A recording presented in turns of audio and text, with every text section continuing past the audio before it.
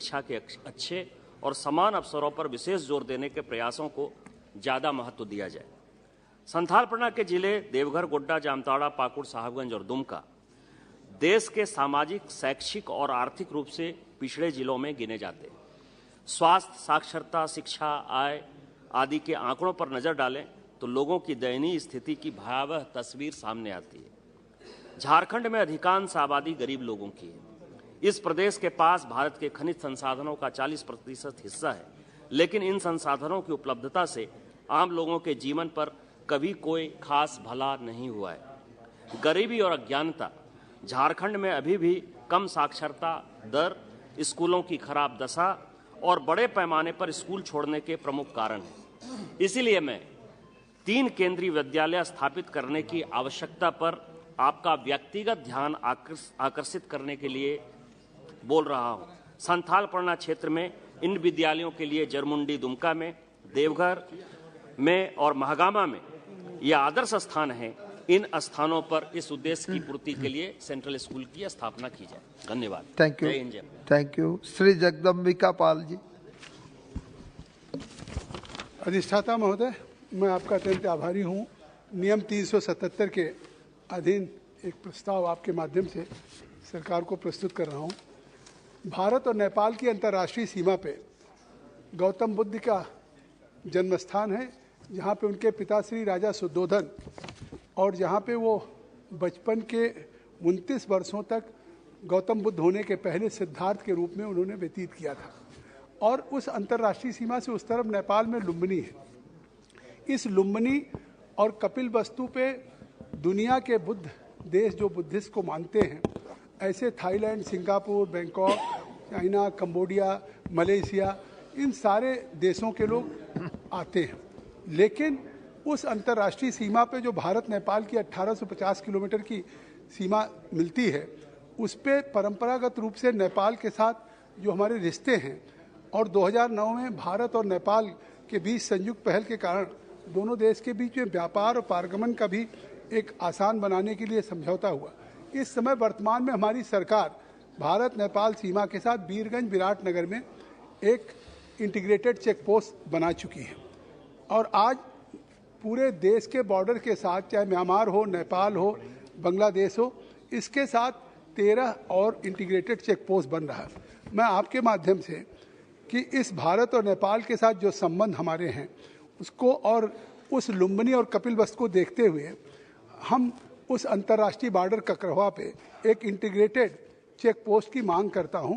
अतः मैं इस बौद्ध सर्किट में उन सुविधाओं को आसान करने के लिए, व्यापार के लिए, ट्रेड के लिए बढ़नी और ककरवा पे अगर ये बन जाएगा तो इससे इमिग्रेशन सेंटर भी और व्यापार को भी बहुत बहुत धन्यवाद। आर्थिक गतिविधियां भी बढ़ेंगी, रोजगार भी मिलेगा, उसका भी अवसर पैदा होगा और दोनों देश के लोगों को लाभ होगा। बहुत बहुत धन्यवाद। श्री राहुल कासवा जी। डॉक्टर जय सिद्धेश्वर शिवचारी महास्वामी जी। धन्यवाद अध्यक्ष महोदय जी। अध्यक्ष महोदय, मेरे संसदीय क्षेत्र महाराष्ट्र के सोलापुर जिले में सांगोला तहसील है। सांगोला से सोलापुर के बीच की दूरी लगभग 85 किलोमीटर है। सांगोला में अच्छे क्वालिटी के अनार फसल बड़ी मात्रा में होती है। सांगोला के अनार विदेशों में भी निर्यात किए जाते हैं। इसके साथ ही साथ मंगलवेढ़ा की ज्वार सुप्रसिद्ध है। मंगलवेढ़ा की ज्वार को पूरे देश में मांग है। किसानों को शहर की मंडी से जोड़ने के हेतु तथा बढ़ते शहरीकरण को देखते हुए परिवहन की दृष्टि से रेल यह बहुत ही कम खर्चीला साधन है। यदि सांगोला मंगलवेढ़ा सोलापुर रेलवे लाइन शुरू होती है तो सांगोला और मंगलवेढ़ा के किसानों को केवल सोलापुर ही नहीं तो देश के अन्य शहरों में भी उनका माल भेजने की सुविधा उपलब्ध हो सकती है। सांगोला और मंगलवेढ़ा के अनेक किसान और व्यापारी द्वारा सांगोला मंगलवेढ़ा सोलापुर यह रेल सेवा शुरू करने बाबत निवेदन दिए गए हैं। मंगलवेढ़ा के विधायक लोक प्रतिनिधि द्वारा रेल मंत्रालय को भी निवेदन दिए गए हैं। मैं आपके माध्यम से माननीय रेल मंत्री जी से निवेदन करता हूं कि सांगोला मंगलवेढ़ा सोलापुर रेलवे लाइन का सर्वेक्षण करने बाबत मंगलवेढ़ा, सांगोला और सोलापुर के लोक प्रतिनिधि और रेल मंत्रालय के अधिकारी की संयुक्त बैठक बुलाए और सांगोला मंगलवेढ़ा सोलापुर रेल मार्ग को स्वीकृत प्रदान करें। धन्यवाद। धन्यवाद जी। श्री रवि किशन जी। धन्यवाद अध्यक्ष महोदय, मैं आपके प्रति अत्यंत आभारी हूं। आपसे मुझे नियम 377 के तहत बोलने का मौका दिया। महोदय, यशस्वी प्रधानमंत्री मोदी जी, रेल मंत्रालय जो वर्ल्ड क्लास ट्रेन का जो सिचुएशन है, वो जितनी तारीफ करो अपनी सरकार की, मोदी जी की और रेल मंत्रालय की, रेल मंत्री जी की, उतनी कम है। महोदय, मैं आपसे एक माध्यम से माननीय रेल मंत्री जी से उनका एक ध्यान अपनी तरफ आकर्षित करना चाहता हूं कि आपदा काल के कोरोना में देश में काफी ट्रेनों का संचालन निरस्त कर दिया गया था। बाद में ट्रेनों का संचालन दोबारा शुरू हो गया, परंतु मेरे संसदीय क्षेत्र के विभिन्न रेलवे स्टेशन पे कुछ ट्रेनों का ठहराव निरस्त कर दिया गया। जहां पूर्व समय में ठहराव चलता आ रहा था, जैसे कि आप जानते हैं गोरखपुर में करीबन 1 लाख यात्री रोज गोरखपुर स्टेशन से ट्रैवल करते हैं। मेरे संसदीय क्षेत्र के कुछ महत्वपूर्ण ट्रेनों का ठहराव जनहित में अति आवश्यक है, जिसमें सहजनवा रेलवे स्टेशन पर गाड़ी संख्या 15007, 15008, Gorakhnath expressway 19038, 19037, Awadh express 22537, 22538, Kushinagar express 1124, 1123, Barauni Gwalior express 15273, 15274, सत्याग्रह एक्सप्रेस शामिल है। अतरंग पीपीगंज और कैंपियरगंज, यहाँ पर से मुझे बहुत देवतुल जनता के बहुत लेटर्स आते हैं कि उनको 18201, 18202 और 18205, 18206, 1505, 15067, 15068, 1508 का ठहराव जनहित में अति आवश्यक है। आपके माध्यम से माननीय रेल मंत्री जी से मैं मांग करता हूं, उपरोक्त ट्रेनों का ठहराव मेरे संसदीय क्षेत्र उल्लेखित स्टेशनों पर सुनिश्चित करें कि कृपा करें, जिससे मेरे संसदीय क्षेत्र के यात्रियों को रेल की सुविधा मिले। धन्यवाद महोदय। धन्यवाद जी। श्री जुगल किशोर शर्मा।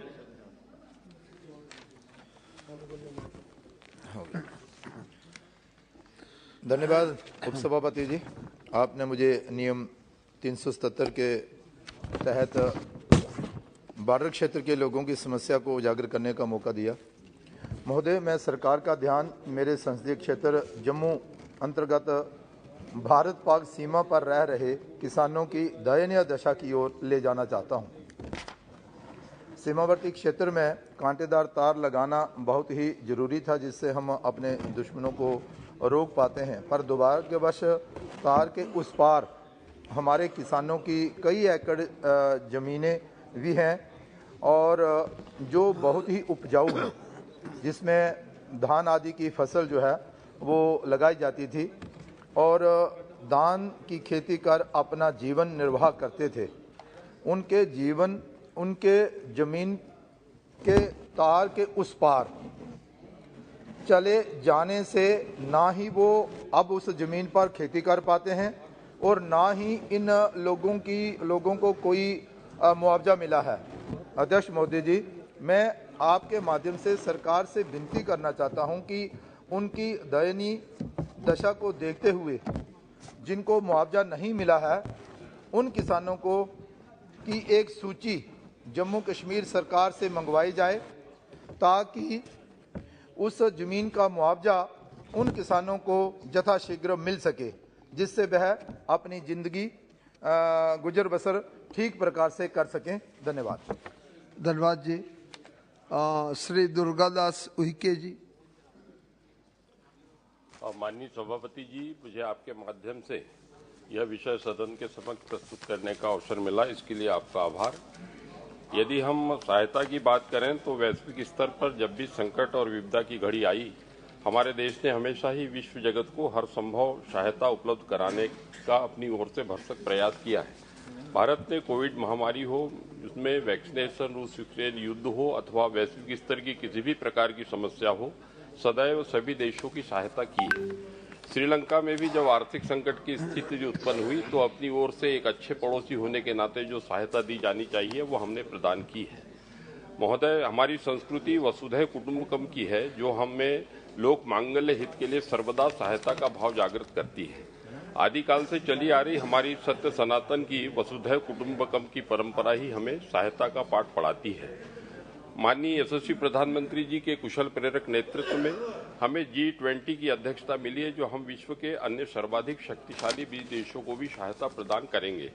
इसी परिप्रेक्ष्य में विश्व सहायता दिवस रूपी वैश्विक विचार को अंतर्राष्ट्रीय जगत में प्रस्तुत करने हेतु मैं यह प्रश्न आपके समक्ष प्रस्तुत कर रहा हूँ। महोदय, भारत देश कृपया अपनी स्क्रिप्ट पढ़ो। हर समस्या के समाधान व मानवीय मदद के लिए सदैव तत्परता के साथ खड़ा रहा है। जब भी विश्व में मानव जीवन पर संकट उत्पन्न हुए हैं, हमारे राष्ट्र ने हमेशा मानवीय सहायता के लिए अपनी ओर से जो बेहतर हो जरूरतमंद देशों को सहायता पहुंचाई है। मेरा आग्रह है, जैसे mother's day, father's day, cycle day, पर्यावरण दिवस, योग दिवस मनाए जाते हैं, वैसे ही भारत राष्ट्र के सहायता के भाव को देखते हुए पूरे विश्व में विश्व सहायता दिवस मनाए जाए, यह मेरी विनम्र मांग है। धन्यवाद जी। डॉक्टर संजय जायसवाल जी।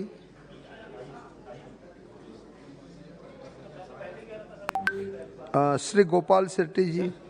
स्पीकर साहब। धन्यवाद सभापति महोदय जी। मुझे नियम 377 के अधीन सूचना को पढ़ने की आपने अनुमति दी। अपने संसदीय क्षेत्र नॉर्थ मुंबई के अंतर्गत CPWD ground CTS number 2840-2840 Maloni Malad पश्चिम मुंबई 9595 में केंद्रीय लोक निर्माण विभाग के शिथिलता की वजह से उपयुक्त स्थल पर सभी औपचारिकताएं पूरी होने के पश्चात आज तक भी गार्डन, बगीचा और खेल के मैदान को विकसित नहीं किया गया है और ना ही स्वीकृत लेआउट के अनुसार यहां पर जो स्कूल और केंद्रीय कार्यालय एवं केंद्रीय कर्मचारियों के लिए आवास का निर्माण प्रस्तावित है वह हो नहीं सका है। उपयुक्त रिक्त पड़ी केंद्रीय भूमि को विकसित करके संदर्भित कार्यों को करवाए जाने हेतु विगत 8 वर्षों से निरंतर पत्राचार करता चला आ रहा हूं, लेकिन मुझे अत्यधिक खेद एवं आश्चर्य है कि यह कार्य बहुत ही धीमी गति से आगे बढ़ रहा है और अब जबकि लेआउट इत्यादि स्वीकृति हो चुकी है, केंद्रीय लोक निर्माण विभाग के अधिकारी इन कार्यों को करवाए जाने में अपेक्षित रुचि नहीं ले रहे हैं। अंत सरकार से अनुरोध है कि मेरे संसदीय क्षेत्र में उपरोक्त रिक्त पड़ी केंद्रीय भूमि में गार्डन, बगीचा और खेल कूद मैदान हेतु विकसित करके स्थानीय जनता को सुलभ करवाए जाने और तत्पश्चात स्वीकृत लेआउट के अनुसार स्कूल एवं केंद्रीय कार्यालय और केंद्रीय कर्मचारियों के लिए आवास निर्माण कराए जाने हेतु निर्देश किया जाए। धन्यवाद सभापति महोदय। सभा की सहमति हो तो 377 माननीय मंत्री जी के जवाब के बाद ले लें।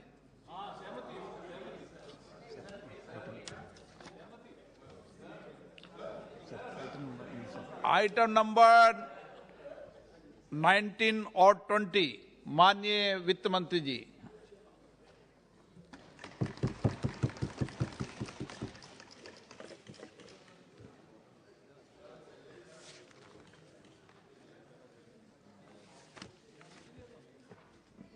Thank you, Speaker, sir.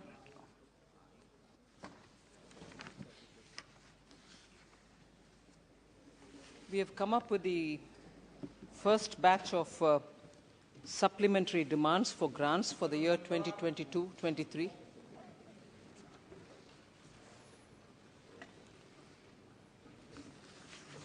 And I'm grateful to all the 60 members, honorable members, who participated in this debate and have actually raised very substantial issues of the supplementary demand for grants.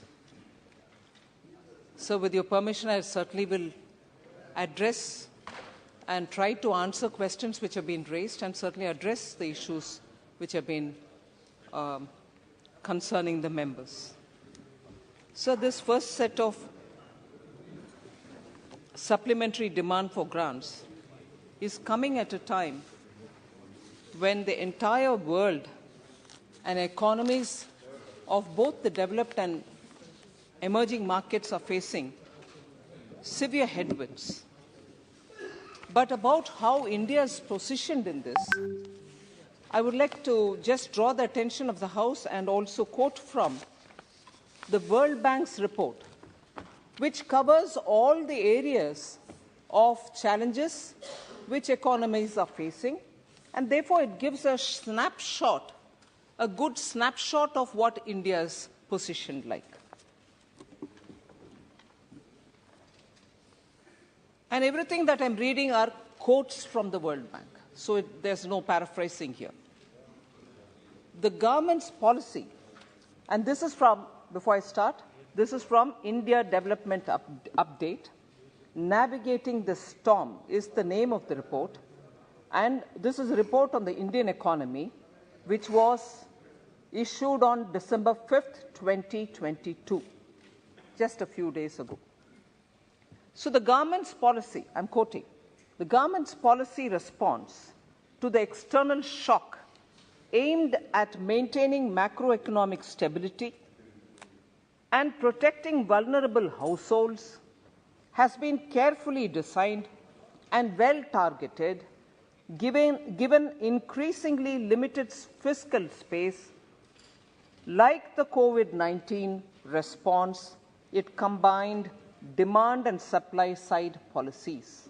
So that's one picture about the macroeconomic situation. The second, despite, quote again, India's forex reserves above US $500 billion are among the largest holdings of international reserves in the world, and together with net forward assets provide adequate buffer against global spillovers. Then it goes to say, India's economy grew faster than most of the major emerging market economies in Q2, that is, of financial year 2022-23. It grew, of course, this is an addition I want to draw here, it grew more than Brazil, Mexico, China, South Africa, and Thailand.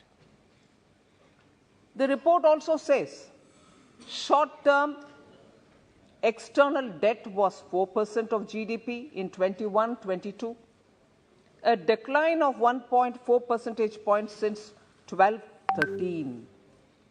Since the taper tantrum in 2013, India's forex reserves have almost doubled and provide better coverage of external debt than other emerging market economies.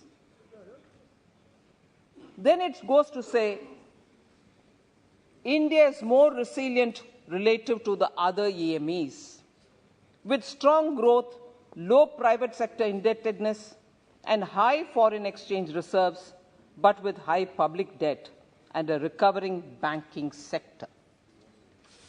The last two quotations from the same report. India's economy is relatively more insulated from global spillovers than other emerging markets. India is less exposed to international trade flows and relies on its large domestic market. India's external position has also improved considerably over the last decade. And the last quote from this World Bank report is, amidst intensifying global headwinds, India is better placed than it has been in the past and compared to its peers to manage external macro financial shocks. So this actually gives a picture of where India is today. And these are after looking into the fundamentals which is prevalent today. And therefore, this particular first batch of supplementary demand for grants is coming in this backdrop. It is coming in this backdrop, which is not claimed by me, but it is a picture which the World Bank has given for us. This supplementary demand for grants includes 75 demands, 6 appropriations, and the out of the cash outgo, which is a total of 3,25,756 crore. The total gross additional expenditure is, of course, 4,35,938 crores. The revenue component of the cash outgo is 2,94,703.86 crores, and 31,052 crores is under capital section. Besides this, we are also coming up with the excess demand, excess grant demand, which pertains to the 2019-20, for 3 appropriations which had to happen, and this is completely on the recommendation of the PAC, the Public Accounts Committee, and that totals 32,637 crores. So I know quite a few members have gone into the details of what these supplementary demand have been for. I'll just highlight as to how these are demands which are so critical for us now, and I'm sure I didn't hear anybody objecting to any of these supplementary demands. Just to highlight, the fertilizer subsidy that we are demanding as a supplementary is 1,09,288.95 crores. And I want to highlight the fact that India, which is largely an importer of fertilizers, will have to now also start working on self-sufficiency as regards fertilizer manufacturing in this country, and a lot of efforts are going on that score. But even with that being so, both the indigenous manufacturers and suppliers of fertilizers, as much as the imported, do get the subsidy. So this 1,09,000 odd crores are going for indigenous as well as for imported subsidy for both the phosphorus and potassium imports which are happening. Also for urea, both for the import and also for domestic manufacturing. So it's not as if everything which is being given as subsidy is only going for imported variety, but it's also both for the domestic. Food and public distribution gets 80,348. This also is going towards the Garib Kalyan Anna Yojana, and also for the decentralized procurement of food grains under the NFSA. Rural development, normally and largely, many members spoke about why Manrega gets less, why Manrega shouldn't be given more, why Manrega is not being utilized.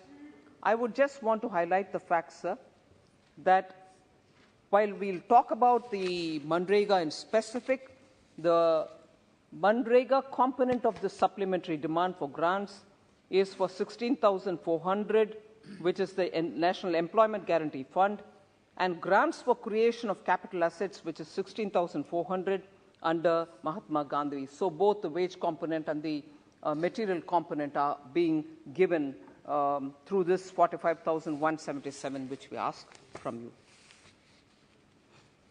So on the petroleum natural gas component of the supplementary demand, which is 24,943,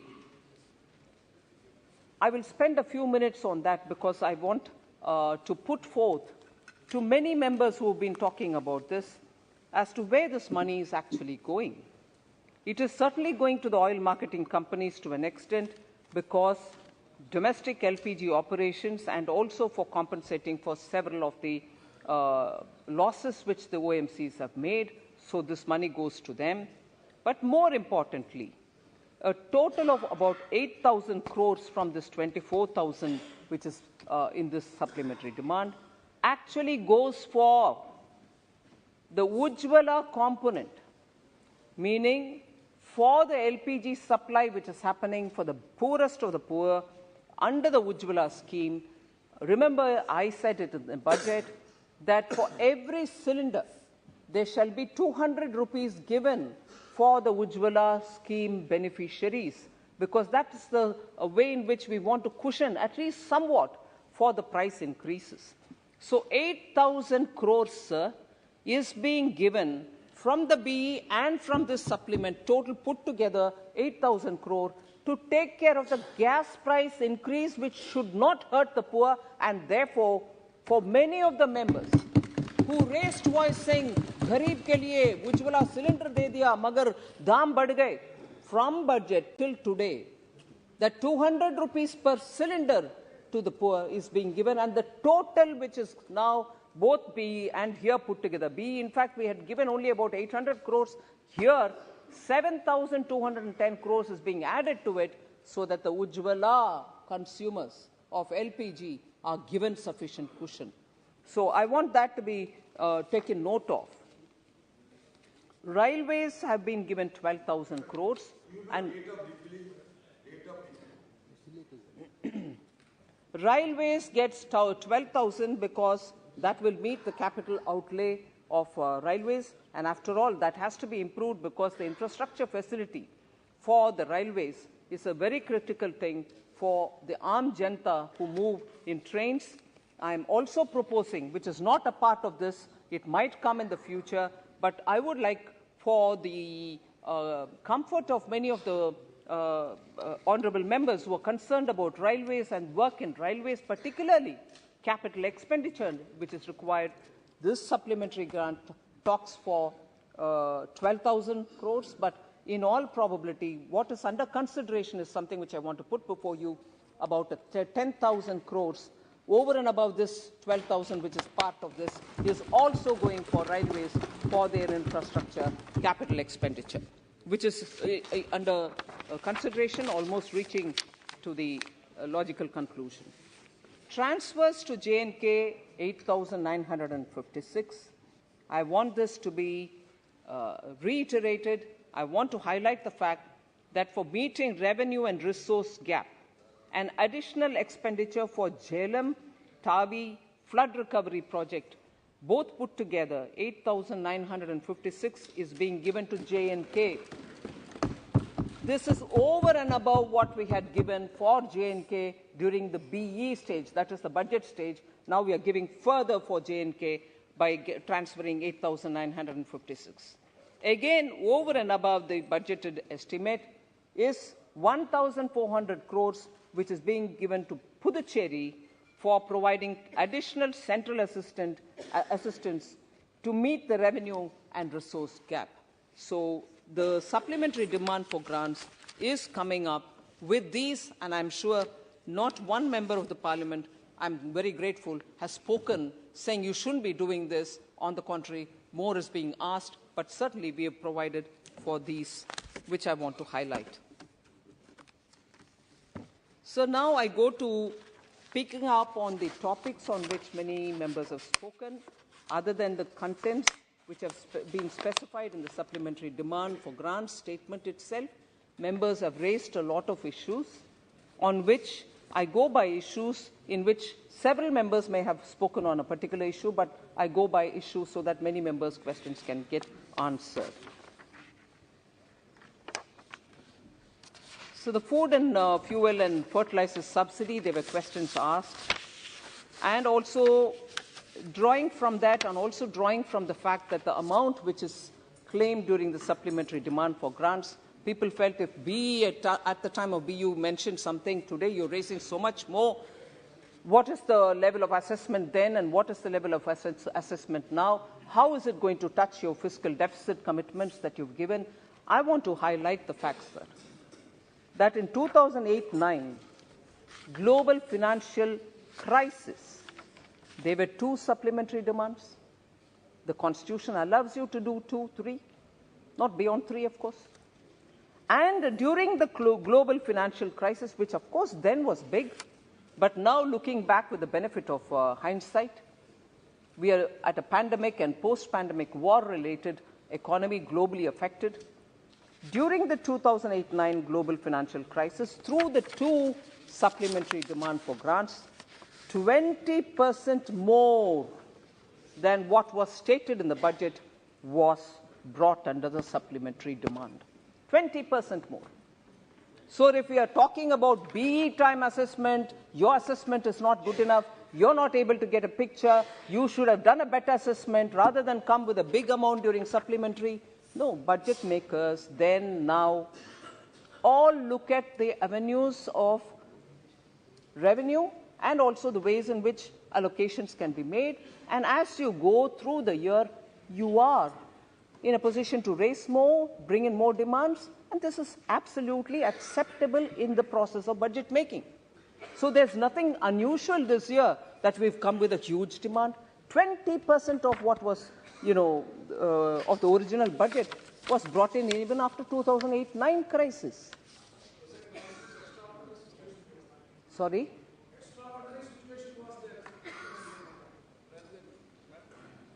Extraordinary, sir.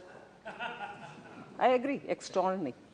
We can always rank which is even better or worse extraordinary, but anyway. So, global financial crisis. You brought up 2 supplementary demands for grants. 20% of what was given in the budget estimates have been brought as extra supplementary demand.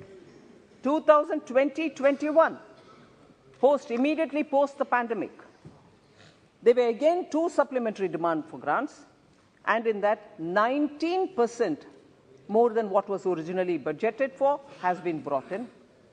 And now, with this just one, and possibly there will be one more during the budget time and not beyond that, only 8% of the current budgeted estimate is being brought in here. So I want the members to take cognizance of these facts and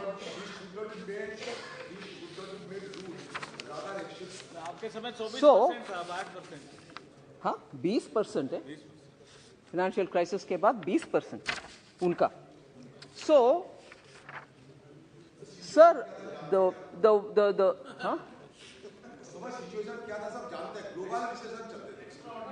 Oh, extraordinary. अभी pandemic के बाद extraordinary इतना नहीं है. So, sir, revenue position, fiscal room that is available, and also responding to the need are all characters of, or characters which, or features which infuse the confidence with which you come with a supplementary demand. And that is what I am also now hoping, that because of the buoyancy of revenue, the room to operate that I have, and also because I need to respond to situations which are developing in the ground, we are doing this. So I want just this to be kept in mind. So if that is the way it is, the first concern which most members spoke about is about this budgetary problem, coming with a supplementary demand. Will you be able to contain fiscal deficit? So that is the first issue, which beyond that, sir, the issues for which there's been a lot of concern are, of course, inflation, talking about rupee depreciation, unemployment, fishermen, coastal communities, and also about fellowships which are not being given to the minority community. Broadly. But I will go by the issues and yes, I'm beginning with it. Sir, in the budget estimate for Manrega, we had given 73,000 crores. Now, with the supplementary demand for grants, we are coming up with 16,400 more.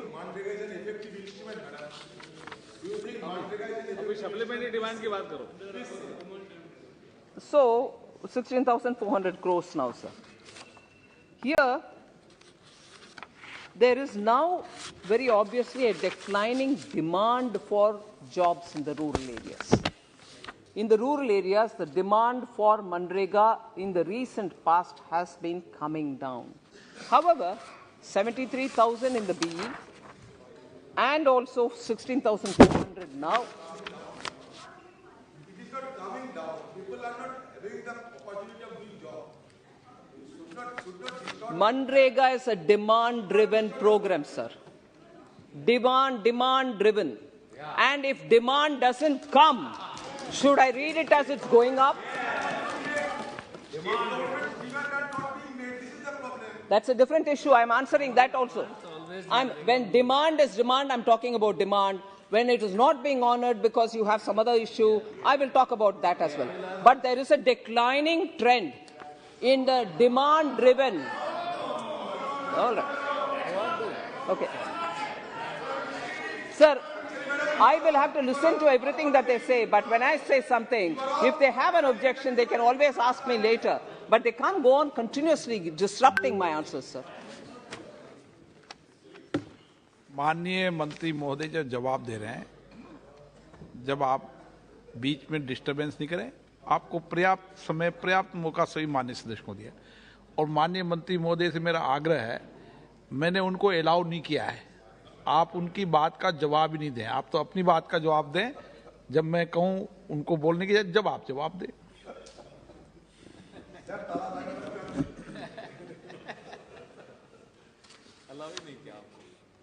Sir, other than the fact that Manrega, we provide this much, we provide that much, concerns have been raised by particularly members coming from West Bengal about how we have not honored their bills.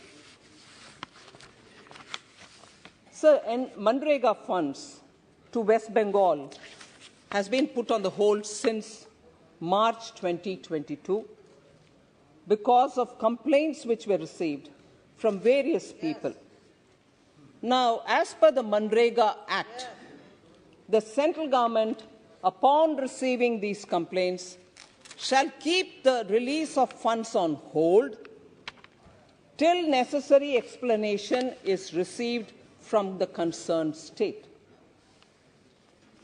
It's a different story, and I'm not relying on that the newspapers are complaining about misuse and so on. I'm not referring to that. But complaints have received, we've sent it to the state government saying, can you please explain it? The amounts I can read by the states, list of states who have to get their Manrega funds. Huh? I'm coming. I was physically present when Mr. Sudipto Bandyopadhyaya spoke. I've heard every bit of what you've said. Let me answer, sir. Like, I go by your guidance that you've not asked him to speak. So as per Manrega Act, the central government, upon receiving complaints, shall hold the funds from getting released. I've not even answered, sir.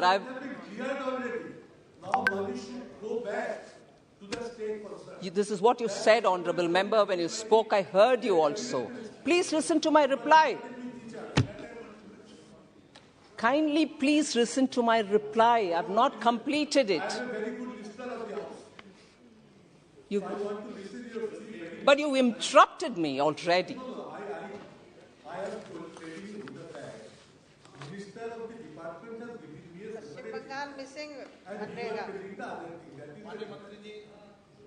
Sir, my replies are normally prepared with the concerned department inputs. So if honourable members would kindly wait till I finish, it will be okay. Drop of a hat? You get up at the drop of a hat, sir.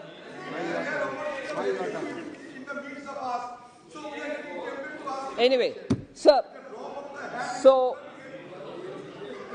it is held. No, sir, this is disrespecting, sir. Very. In the case of West Bengal, explanation was sought from the government. The explanation is yet to be received.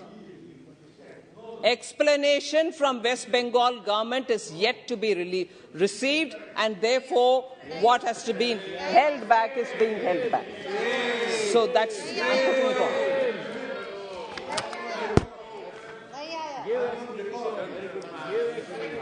Sir, Manrega, there are other concerns also.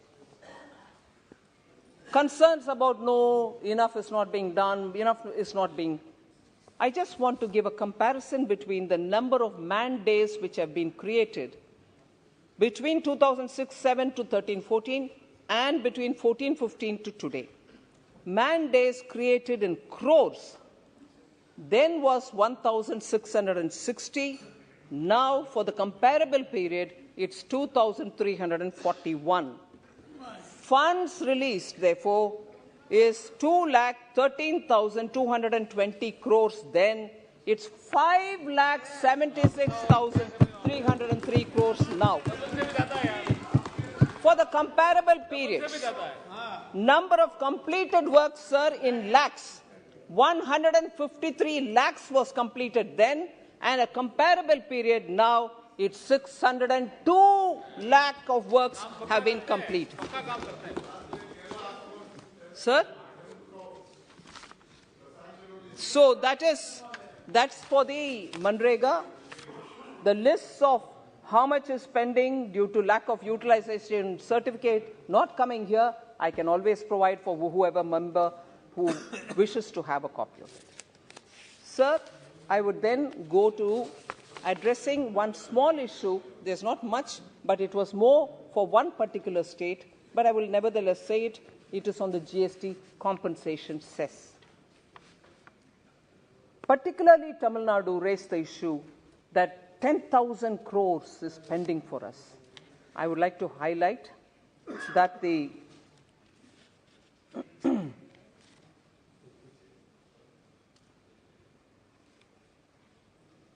only last week, sir, Tamil Nadu has sent a claim for 4,224 crores, and this is for the year 2020-2021. And that's under examination. The moment that is cleared, the money will be released. It was released only, received only last week. And the AG certified figures for 21-22, which is again the year ended in March 2022, are not yet received from the state. So I do not know where that honorable member from Tamil Nadu had 10,000 crores as claim saying you have not given us. You have given us a claim which is with the AG certificate for the year 2020-2021, which is for 4,224 crore rupees, which was received last week. But no AG certified claim has reached us for the year 21-22, that year ending March 31st, 2022. So 10,000 doesn't even add up. As it is, sir,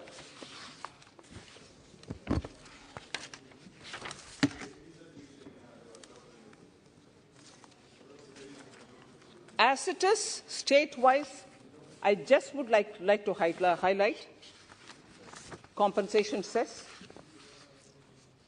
For the period of ending June 2022, Tamil Nadu balanced GST compensation, which is yet to be released, which is whether after we receive from them for 2021-22 only, we have not received yet.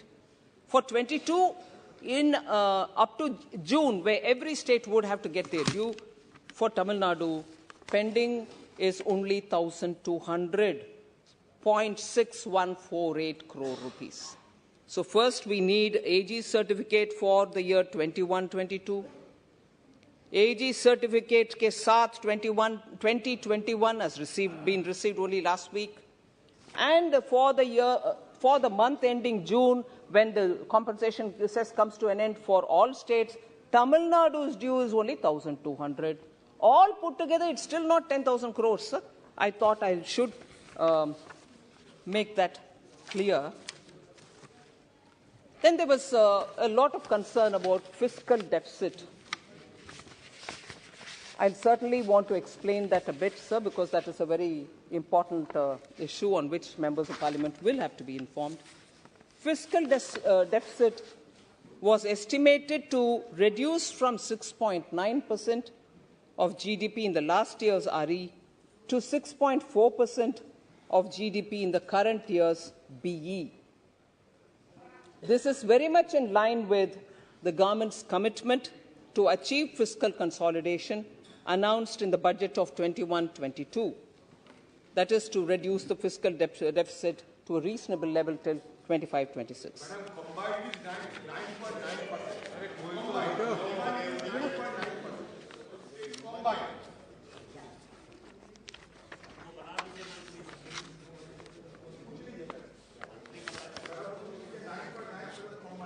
So on the fiscal deficit, sir, I've given a commitment which was given earlier in the budget, and I repeat that. And the current situation also very clearly gives me that kind of a feeling that we'll be able to comply with what we have said in the budget. Sir, then, Minister, quite a few honourable members raised issue about inflation. There are different points which I want to highlight here. We keep a very close watch, and I just want to highlight the fact prices of pulses, edible oils, vegetables are monitored by a informal group of ministers, and we work together. There is an interministerial committee which meets every week on agri-commodities, and we closely monitor it. The buffer stock of pulses, I know, I think it was the member of Congress from Punjab who spoke, Amar Singh ji, I think, he spoke about the buffer stock concerns. I just want to say the buffer stock of pulses has been maintained for price stabilization in 2020-21, 21-22, 22-23, and calibrated release of pulses from the buffer stock will moderate the price of pulses in the market. The import duty on masoor was brought down to 0% with effect from 26th July 2021, and that continues. And central government on 1st September 2022 decided to provide 1.5 million tons of chana to states and union territories at a discounted rate for distribution under various welfare schemes. The central government, of course, has central government on May 21st, 2022, cut the excise duty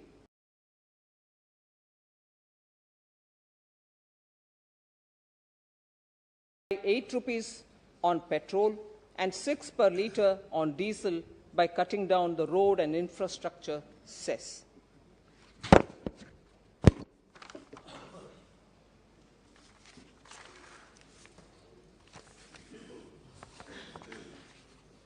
And due to all these policies, sir, and the steps taken, I'm glad to say we've just not been talking, we are acting. The latest data on CPI proves it. Inflation has come, and it is now come down, and it is now in the tolerable band of the RBI. Inflation has been declining since April 2022, and it is declining further. CPI for November 2022 came down to 5.88% year-on-year, down from 6.77 in October. So I want that taken cognizance of. It's a bit difficult when parties raise question on inflation who saw double-digit inflation during the period. And that's not something which I'm imagining, sir.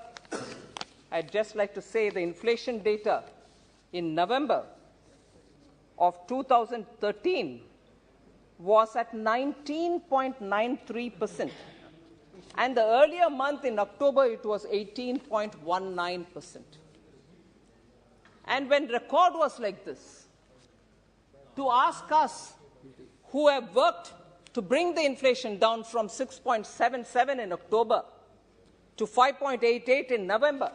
Here, the same time, 19.93 in November, October 18.19 in 2013. Now, if they are asking us to bring it down further, we'll bring it down further for common people's sake. But can they ask us? 18 and 19% inflation? Double digit रहा आपका road को पर peak है digit select अरे 2-3 साल तक रहा double digit 8.94 sir आज दोपहर 12 बजे के करीब WPI नंबर्स आया है, वो भी देखने लायक है sir. WPI inflation comes to 21 months में सबसे लोएस्ट में आया है. 5.85% year on year, November 22. WPI inflation was 8.39% in October, whereas in November it's 5.85%. Food inflation, sir. Food inflation is at 2.17% versus 6.48 month on month. So, inflation management or inflation control, Prime Minister Modi and his group of ministers and officers are constantly watching and taking periodic intervention measures. As a result, you find the results coming here. Sir आप जा रहे हो क्या?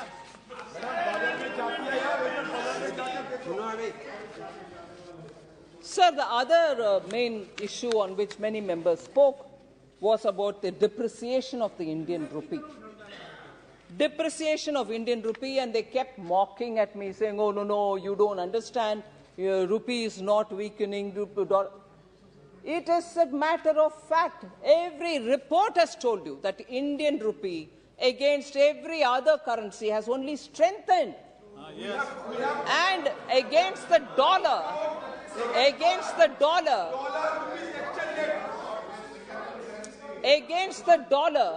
we have performed much better than many other emerging market economies. I will detail out the information. So, if you have patience, sir, kindly, I seek your indulgence so that I can read the numbers out for members to benefit from. It is not off the cuff that I keep saying things. It is a truth about the Indian rupee, and that has to be appreciated rather than, oh, no, Indian rupee is this, oh, no, Indian rupee is that. Sir, Indian rupee, movement of all currencies of various emerging markets against the US dollar.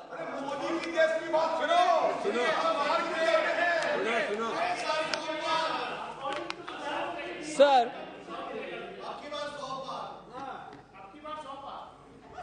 movement of currencies of various emerging market, and I'll read India also, emerging market economies against the US dollar. And this is over a period April 1st to 30th November 2022, this year, this financial year. Sir, Turkish lira, 21.2% depreciation against the US dollar. Japanese yen, 11.9% depreciation against the US dollar. South African rand, 15.1% against the dollar. Chinese renminbi, 10.6% against the dollar depreciation. Indonesian rupiah, 8.75% depreciation against the US dollar. Brazilian real, 8.7%. Filipino peso, 8.5%. We are fifth largest economy. I'm coming, sir. On hand, you are boasting of India is a fifth largest economy. South Korean won, 8.1%. Taiwanese dollar, 7.3% depreciation. Indian rupee, 6.9% only, compared to the rest of it. Thai baht, only.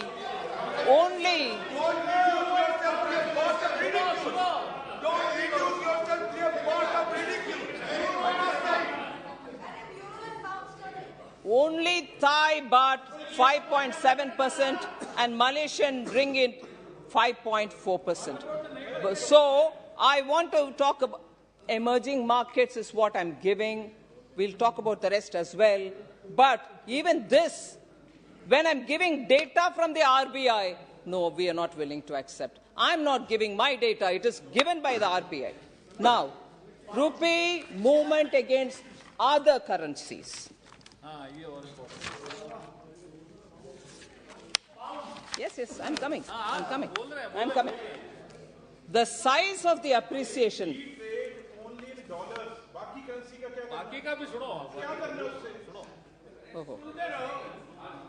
The size of Indian rupees appreciation during April-November 2022, sir, compared to April-November 2021 was 15.3% with respect to Japanese yen, 7.6% compared to the pound sterling, and 7.5% with respect to the euro.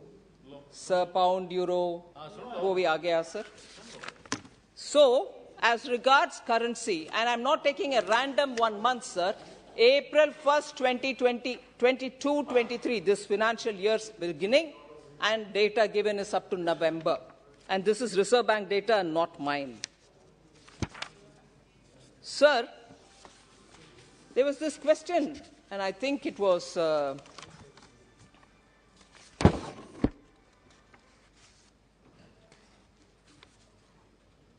it's about the asset quality review, NPAs. Quite a few members did speak about it. I just want to show that after undertaking the asset quality review in 2015, of course, we followed the 4R principle of getting the banks back to order and restoring the health.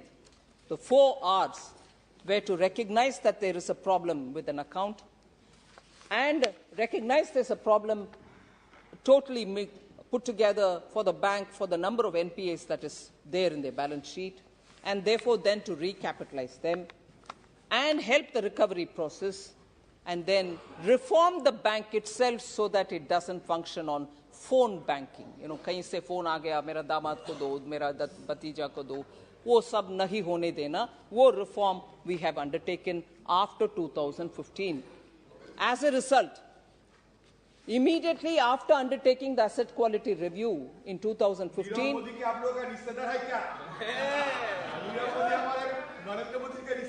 नहीं आपके, इसीलिए उनके आपके कार्यकाल में वो पैसा दिया गया, हम उनको पकड़ करके पैसा वापस ले आ रहे हैं। रिश्तेदार आपका है, आपके रिश्तेदार है, आपके रिश्तेदार है, हमारा नहीं, आपने दिया, उसको हमने वापस पकड़ करके ले आ रहे हैं। So, AQR, asset quality review. Sir, asset quality review 2015 में शुरू हुआ, उसके तुरंत बाद लगातार NPA का recognition होते रहा, and as a result, between 15, 16 and 17, numbers of NPAs were increasing. This became an NPA, that became an NPA. Recognition of accounts which were becoming NPA were all under the asset quality review happening. As a result, in 2015, the gross NPA ratio was at 4.97%, which became 9.27%. It even went up to 11.66% in 2017. But after that, because of the action taken by Prime Minister Modi's government, the number started coming down. It became, in 2018, it reached a peak of 14.58%, sir. But after that, 11.59. क्या problem है आपके यहाँ? जैसे आप right of करते ही नहीं,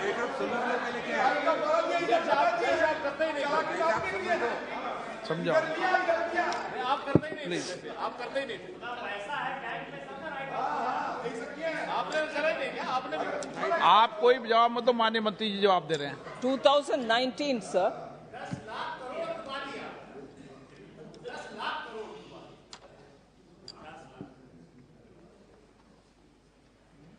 2019, sir, the number started coming down, 11.59%, then it became 10.25%, then it became 9.11% in 21. In 22, as of March 22, it is 7.28% only. So the gross NPA numbers are coming down drastically. Not only that, we are pursuing every NPA account, which even if they are there in this country or anywhere else, and making sure that their assets are auctioned through the court process and banks are getting the money back. So NPA handling, we have handled much better, is what I want to tell you. So then capital expenditure was a concern. I want to state the facts. We, in both the budgets in 21-22 and 22-23 budget, we have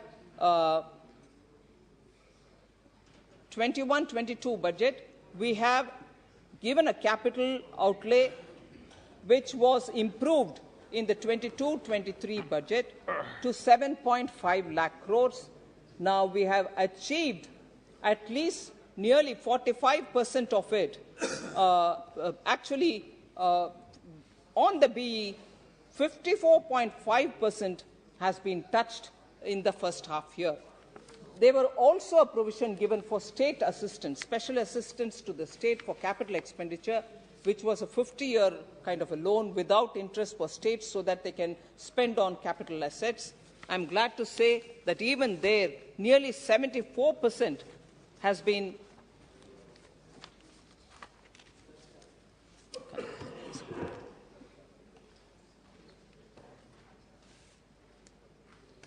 Nearly 74% has been utilized by the states. Yes, I can give you that figure exactly.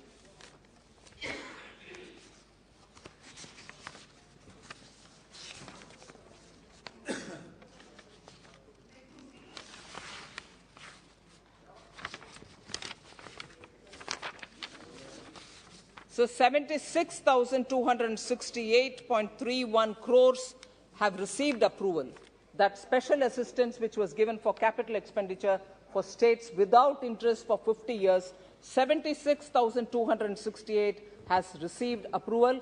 The others will be considered in the near future. So I'm confident that that 1 lakh crore will be utilized by all the states for capital expenditure at their, in their list of priorities. So I remember Member Shashi Tharoor speaking about this country, particularly Kerala, has a lot of fishermen. Nothing is happening about them. So I would like to differ. Pradhan Mantri Matsya Sampada Yojana is a scheme through which 20,000 crores for 5-year period has been given, and this is already on course. States have started giving proposals.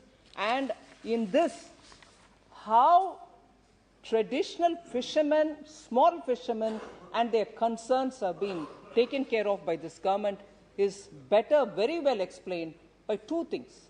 One, I will quote Minister Rupala's tweets. I don't know if he's here. He came up with complete details of how small fishermen and fishermen are benefiting from the government schemes. Those tweets are there for me. I will re-quote them. Other than that, the extent to which in the World Trade Organization, our Commerce Minister has been literally fighting for the rights of traditional small fishermen against this unlicensed, unreported, illegal fishing with deep trawlers coming to our sea coast. So in both international forums and in the domestic, the way in which we are taking the fishermen's cause to give them KCC card, to give them greater bank assistance, and so on, I just would come up with what Minister Rupala has said.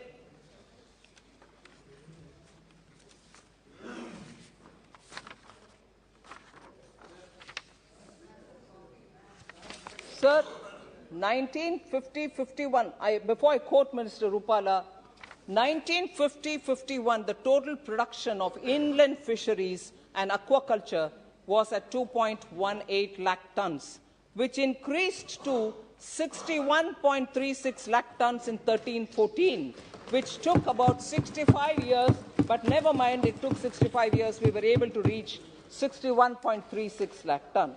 But I'm happy to say that India has achieved 121.21 lakh tons of total production in 21-22, double than what it was in 2014.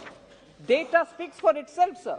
So without government intervention, this kind of support and production wouldn't happen. But however,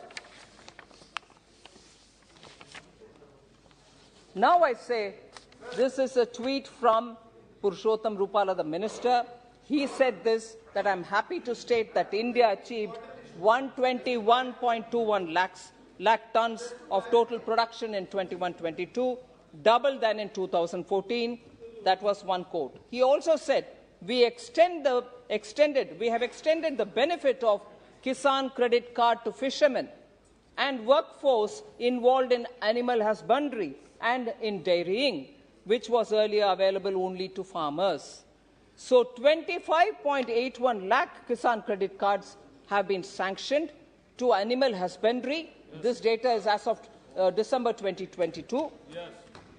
Animal husbandry, dairy, fishery farmers, and a credit limit of 21,322 crores has been given for fishermen, animal husbandry, and for farmers.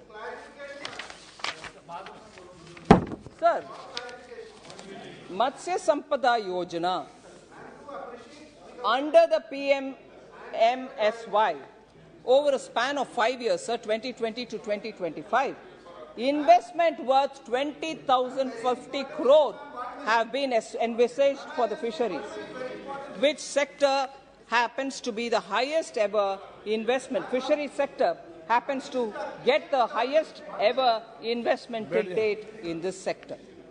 Then, sir, projects to the tune of 11,029.36 crores has been achieved and has been sanctioned, with a few which will generate lakhs of employment in opportunity. So that is about fisheries, what we are doing.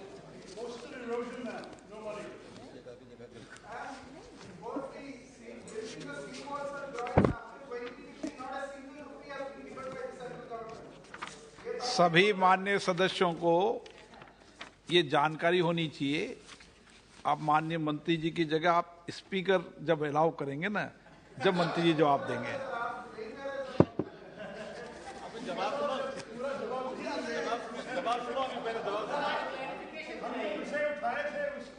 ये जवाब मिल रहा है। मत्स्यकारों को कुछ नहीं मिला, बोले जवाब नहीं मिला। पुरुषोत्तम रूपाला जी के द्वारा ही मिल गया, फिर भी पूछे प्रश्न। 20,000 करोड़ दिया। हाँ sir, there was this question that I'm not sure if the honorable member Hanuman Beniwal ji is here, but he raised this issue, saying बहुत सारे सेंट्रल गवर्नमेंट का स्कीम्स को आपने खत्म कर दिया रूरल में वगैरह।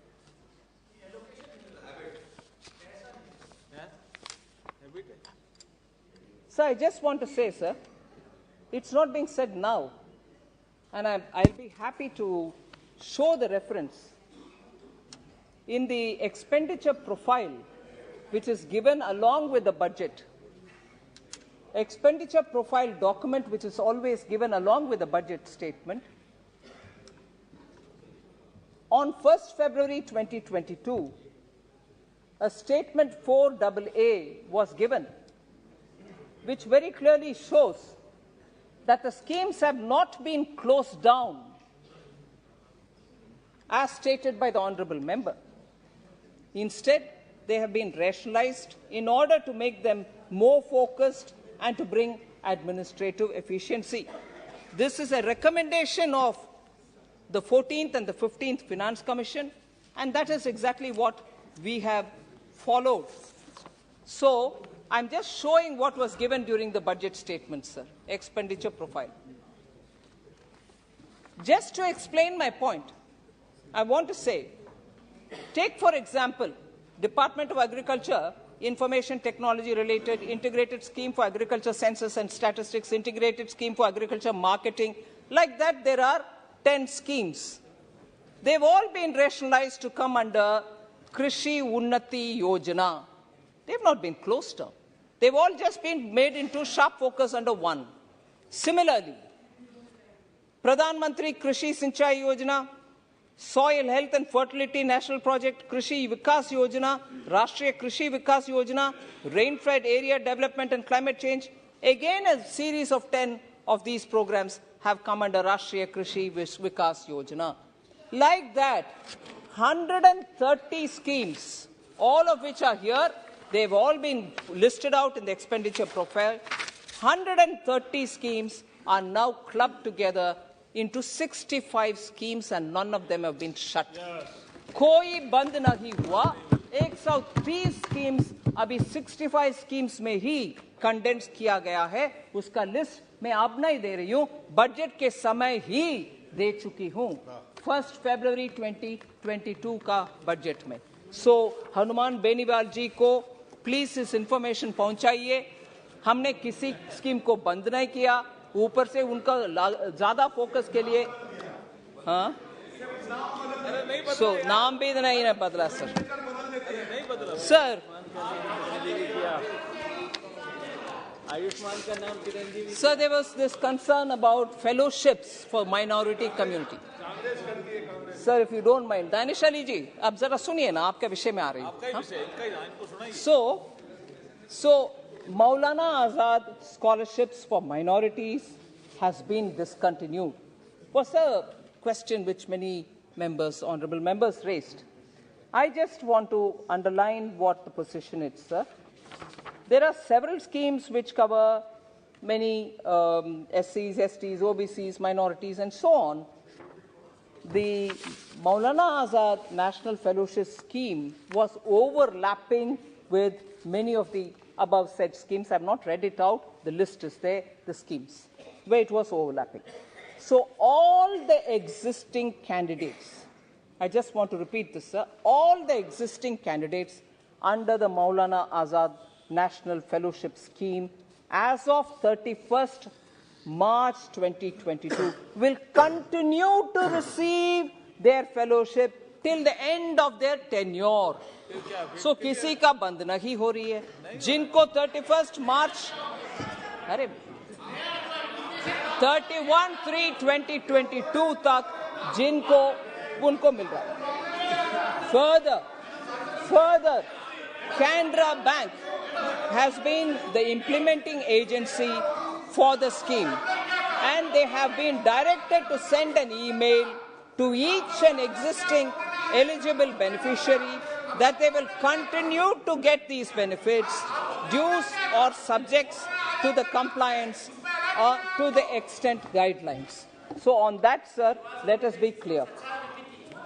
Sir, there's also this issue which has been raised on the PM Kisan and doubling of farmers' income. Yes. Questions have been raised, sir, on that. I just want to underline that unprecedented enhancement in budget allocation has happened. Agriculture Minister is sitting next to me. I will certainly get corrected if I'm wrong. In the year 2015-16, the budget allocation for Ministry of Agriculture and Farmer Welfare was only 25,460 crores, whereas this year it has increased. This time it has increased by more than 5.44%, and the total amount, which in 2015 was only 25,000 crores, now it is 1,38,550.93 crores. That is the budget estimate.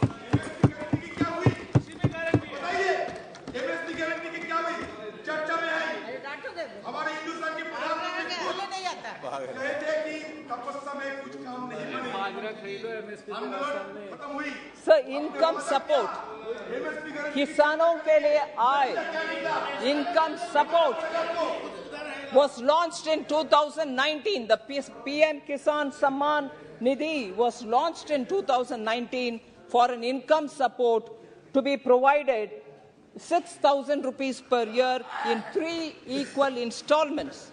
More than 2 lakh crores has been released so far to all the farmers. Sir, institutional credit for agriculture sector. Benefit for concessional institutional credit through Kisan Credit Card at 4% interest per annum. Sirf 4% interest per annum is now extended to animal husbandry, fisheries farmers, and also for meeting their short-term credit requirements. Special drive, and I know for this for sure, banks undertook a special drive in February 2020 to provide concessional institutional credit with focus on covering all the PM Kisan beneficiaries through Kisan Credit Card. As on 11/11/2022, 376.97 lakh new KCC applications have been sanctioned with a sanctioned credit limit of 4,33,426 crores. Sir, minimum support price, on which a lot of questions. I want to just come and before I do that, sir,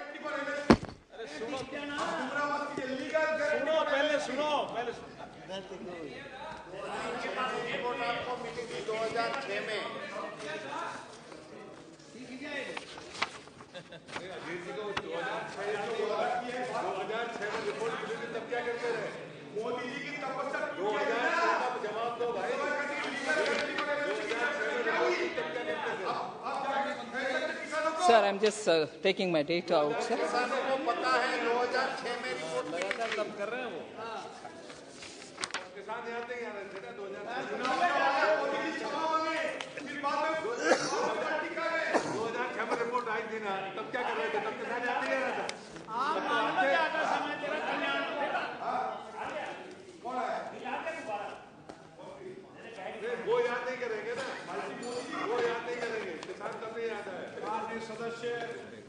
आपस में चर्चा न करें और माननीय State Bank of India, आप भी State Bank of India study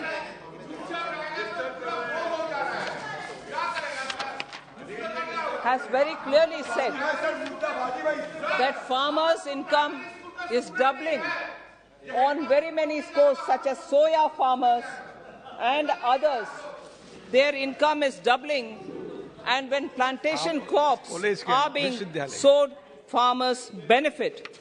Also, on the minimum support price, government has increased the MSP for all mandated Kharif and Rabi crops and other commercial crops as well, with a return of at least 50% over all India weighted average cost of production from 2018-19, sir. So on MSP, I know the minister next to me has been working a lot, and we are now giving 50% over the weighted average cost of production since 2018-19.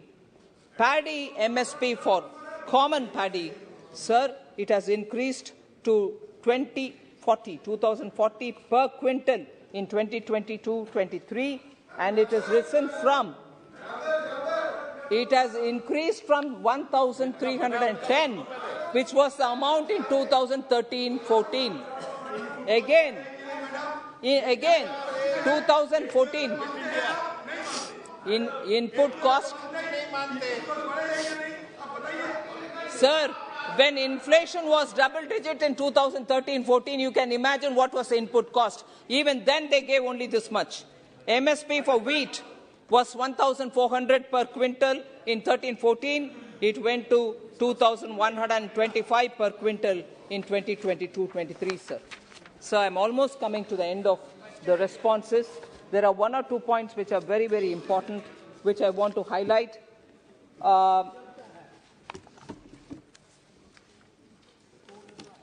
There was this concern for BSNL, sir. Quite a few members had voiced concern for BSNL and the money is being given to them. I just want to highlight, sir.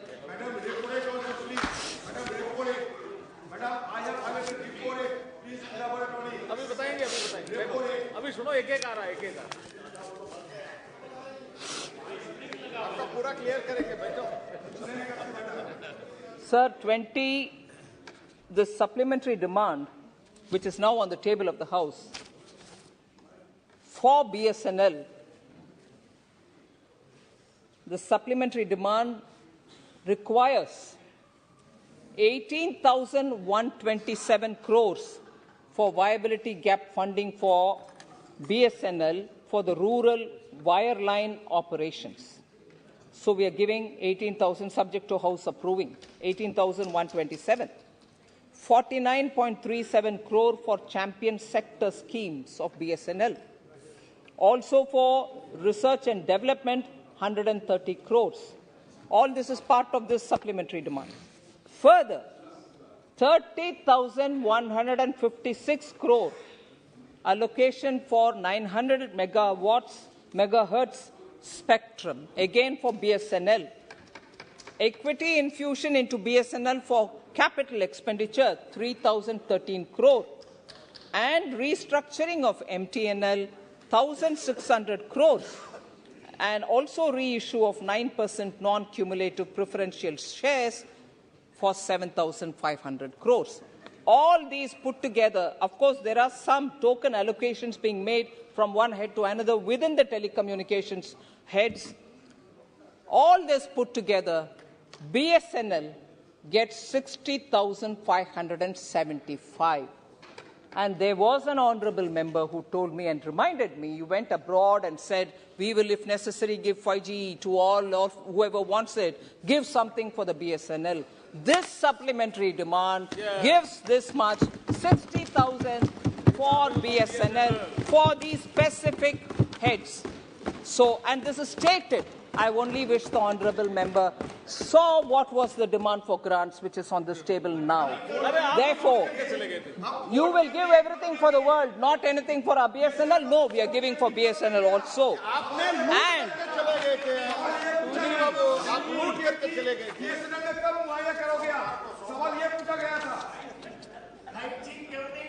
sir, therefore, आप अधीर रंजन जी की टक्कर में मत आओ, बैठ जाओ। Sir, because, Manya Speaker, sir, now because people will want to get into details of, we are letting down BSNL, you have not done this for BSNL. These are people who are asking us questions who did not even give money for BSNL 4G. Professor is asking me today, BSNL ko, sir, capital approval in 2019-20 budget, Prime Minister Modi coming back to power, first thing he did was to bring in 54,021 crore. And for what? For BSNL. And for what? Because in 2019-20, sir, pensionary benefits wanted 12,768 crore. Ex gratia given 17,169 crore. Capital infusion for 4G spectrum, which did not happen during UPA time. They denied it. BSNL was on the verge of death. Prime Minister Modi revived it by giving capital infusion for 4G spectrum for BSNL, 20,410 crores. Grant for GST-related matters, 3,674. So, in 2019-20, 54,000 crores was given for BSNL. Now, through this supplementary demand for grants, I am giving 60,575 for BSNL. BSNL gets its due recognition and infusion of monies, which was denied over a period. In fact, at one night, overnight, MTNL was asked to pay for something, after which a cash-rich company became cash negative. And that was UPA government's attention for both BSNL and MTNL.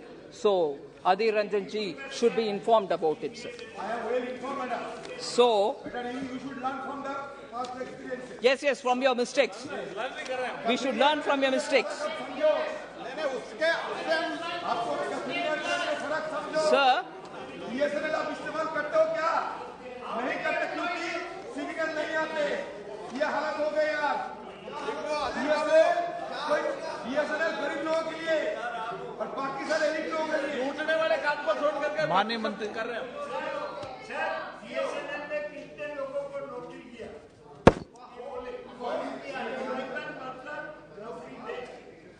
लूटने वाले के साथ बैठे हो। अरे जियो किसने दिया? जियो लूट रहे। जियो किसने दिया? सारे स्पेक्ट्रम किसने दिया? किसको दिया? अब BSNL MTNL को मिला है सुविधा है यार। Sir, about 4G and 5G related matter on the BSNL, sir. In July 2022, the government approved a revival package for BSNL amounting to 1.64 lakh crores.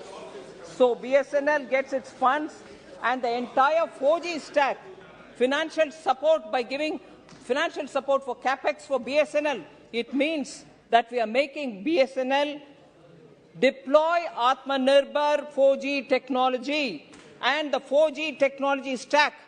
That itself, the projected capital expenditure for BSNL for the next 4 years, government will fund capex to the extent of 22,471 crores for BSNL only. so that their capital infrastructure spending will be good, and this will be a big boost for development and deployment of Atmanirbhar 4G technology, which of course is going to be the foundation on which 5G will get built up. You didn't do 4G, we are doing 4G, and therefore we are giving all the necessary fundamental infrastructure for it.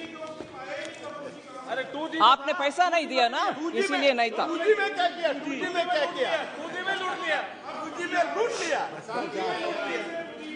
Sir, अंतिम point sir, खत्म कर रही हूँ बिल्कुल.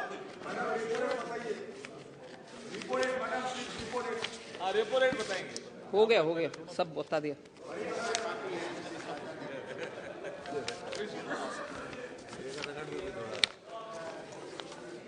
Sir, talking about macroeconomy, economic fundamentals, and so on, Honorable Member Mahua Moitra said about where one should find Pappu, who's the Pappu, where's the Pappu, and so on. Actually, either West Bengal in the... Sorry? So, all the fundamental, macroeconomic fundamentals being questioned. There was this question of where is the Pappu, who's the Pappu, who's the Pappu. Actually, if only Honorable Member looks back into her own backyard, she'll find Pappu in West Bengal.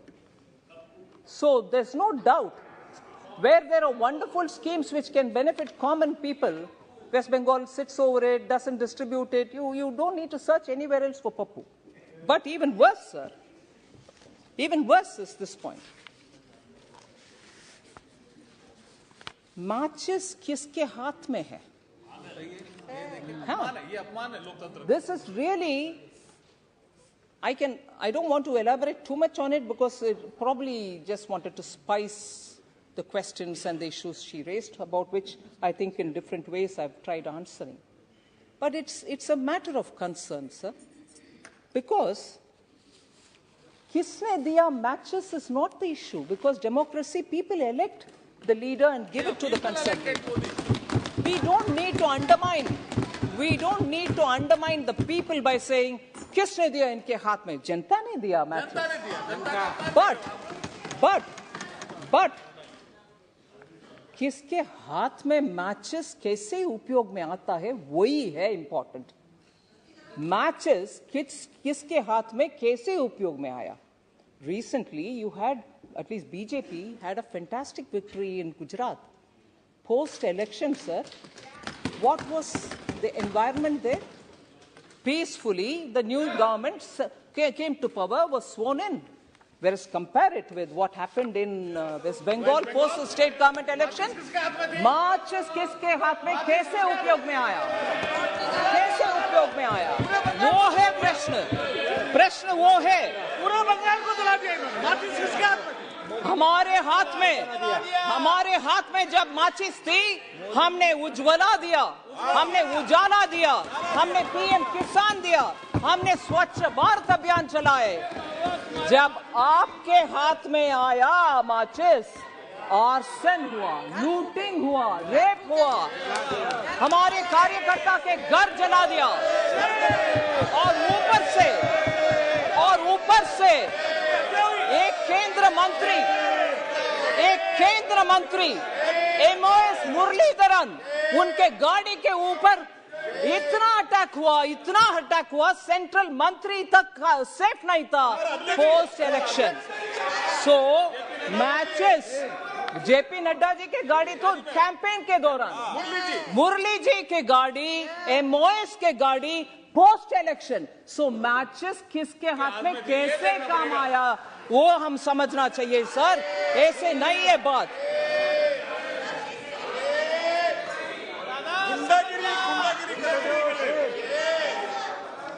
Sir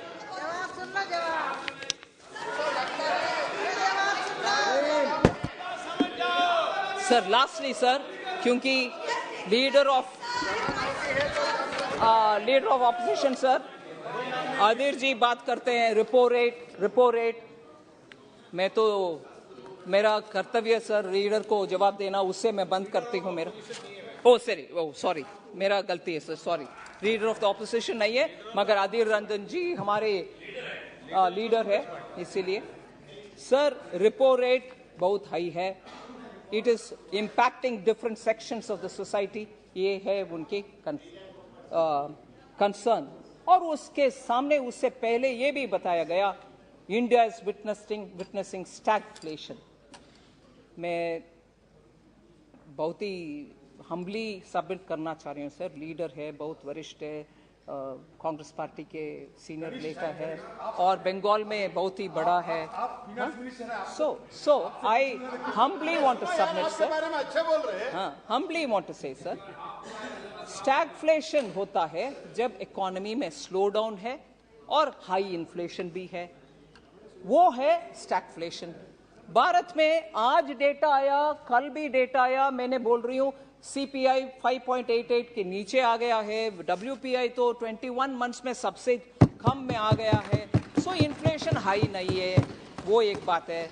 second, slow down नहीं है भैया, पूरे हमारे देश fastest growing economy है sir, कैसे slow down?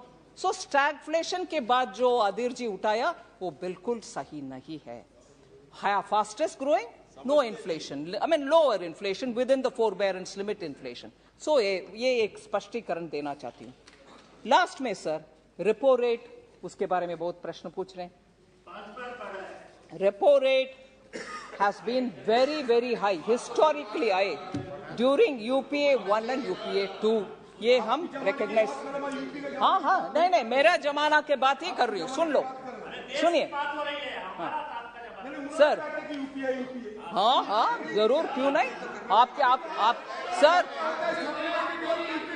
आदिर जी 1 minute पहले हमसे ये बात बोले कि आप सीख लेना चाहिए, उनसे मैं सीख रही हूँ सर।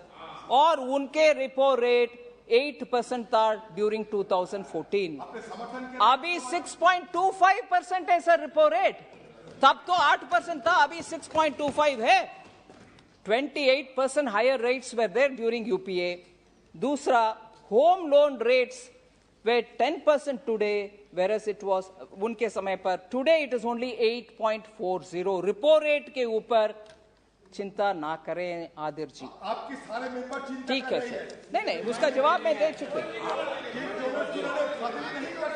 सर। के बारे में जरूर चिंता करते हैं, आप किसी बाहर वाले को बेकार छोटे मध्यम उद्योगपति का पूछ लीजिए, छोटे बैंक से जो लोन लेके काम करता है पूछ लीजिए, कोई सरकार जिन्होंने अपना मकान बनाया बैंक से उधार करके पूछ लीजिए। ठीक है sir last one line sir, China के साथ हमारे ट्रेड डेफिसिट के ऊपर बहुत सारे लोग चिंता जताए, उसमें मैं बात बोलना चाहिए। ट्रेड डेफिसिट चाइना के साथ 2004-05 में 1.48 बिलियन ही था, और वो 2013-14 के अंदर 36.21 बिलियन US डॉलर्स हुआ, विच इज 2000% से ज्यादा इंक्रीज हुआ तक। मगर अब trade deficit with China has only increased by about 100%, which is 73.31 billion in 21-22. इसीलिए ट्रेड डेफिसिट चाइना के खिलाफ का वाले बात भी मैं डेटा के साथ आपके सामने ही रखना चाह रही हूँ। मुझे जवाब देने के लिए मौका दिया, धन्यवाद। अब मैं वर्ष 2022-23 के लिए अनुदानों की अनुपूरक मांगे प्रथम बेज सभा के मतदान के लिए रखता हूं।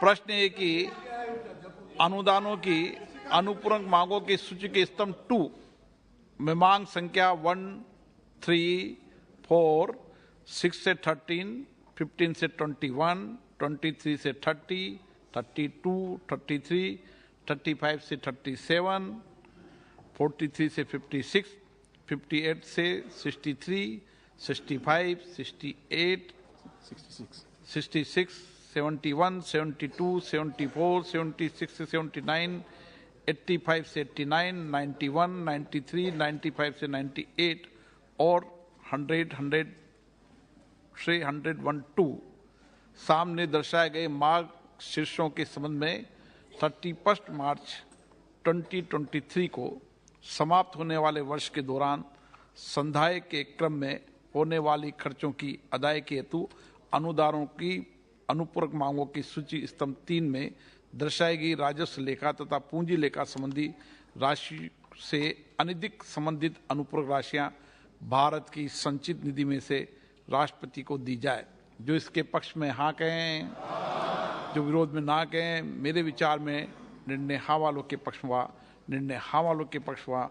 वर्ष 22-23 के लिए अनुदानों की अनुपूरक मांगे प्रथम बेच पारित हुई।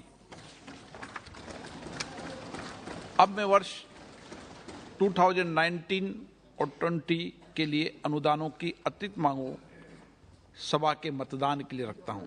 प्रश्न ये कि अनुदानों की अतिरिक्त मांगों की सूची में स्तंभ 2 से दर्शाए गए मांग शीर्ष संख्या 22, 20 और 31 के संबंध में 31 मार्च 2020 को समाप्त होने वाले वर्ष में संधाय के दौरान हुए खर्चों की अदायगी करने हेतु अनुदानों की अतिरिक्त मांगों की सूची के स्तंभ 3 में दर्शाई गई राजस्व लेखा तथा पूंजी लेखा संबंधी राशियों से अनधिक संबंधित अतिरिक्त राशियां भारत की संचित निधि में से राष्ट्रपति को दी जाए।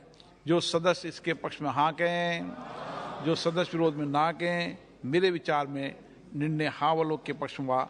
निर्णय हाँ वालों के पक्ष में वर्ष 2019-20 के लिए अनुदानों की अतिरिक्त मांगे पारित हुई। आइटम नंबर 21, माननीय वित्त मंत्री जी। Authorize payments and appropriation of certain further sums from and out of the Consolidated Fund of India for the services of financial year 22-23. प्रश्न ये कि विधेयक को पुनर्स्थापित करने की अनुमति प्रदान की जाए। जो सदस्य इसके पक्ष में हाँ कहें, जो सदस्य विरोध में ना कहें। मेरे विचार में निर्णय हाँ वालों के पक्ष में, हाँ वालों के पक्ष में। माननीय मंत्री जी, अब विधेयक को पुनर्स्थापित करें। I introduce the bill, sir. Item number 25, माननीय मंत्री जी। Item number 25।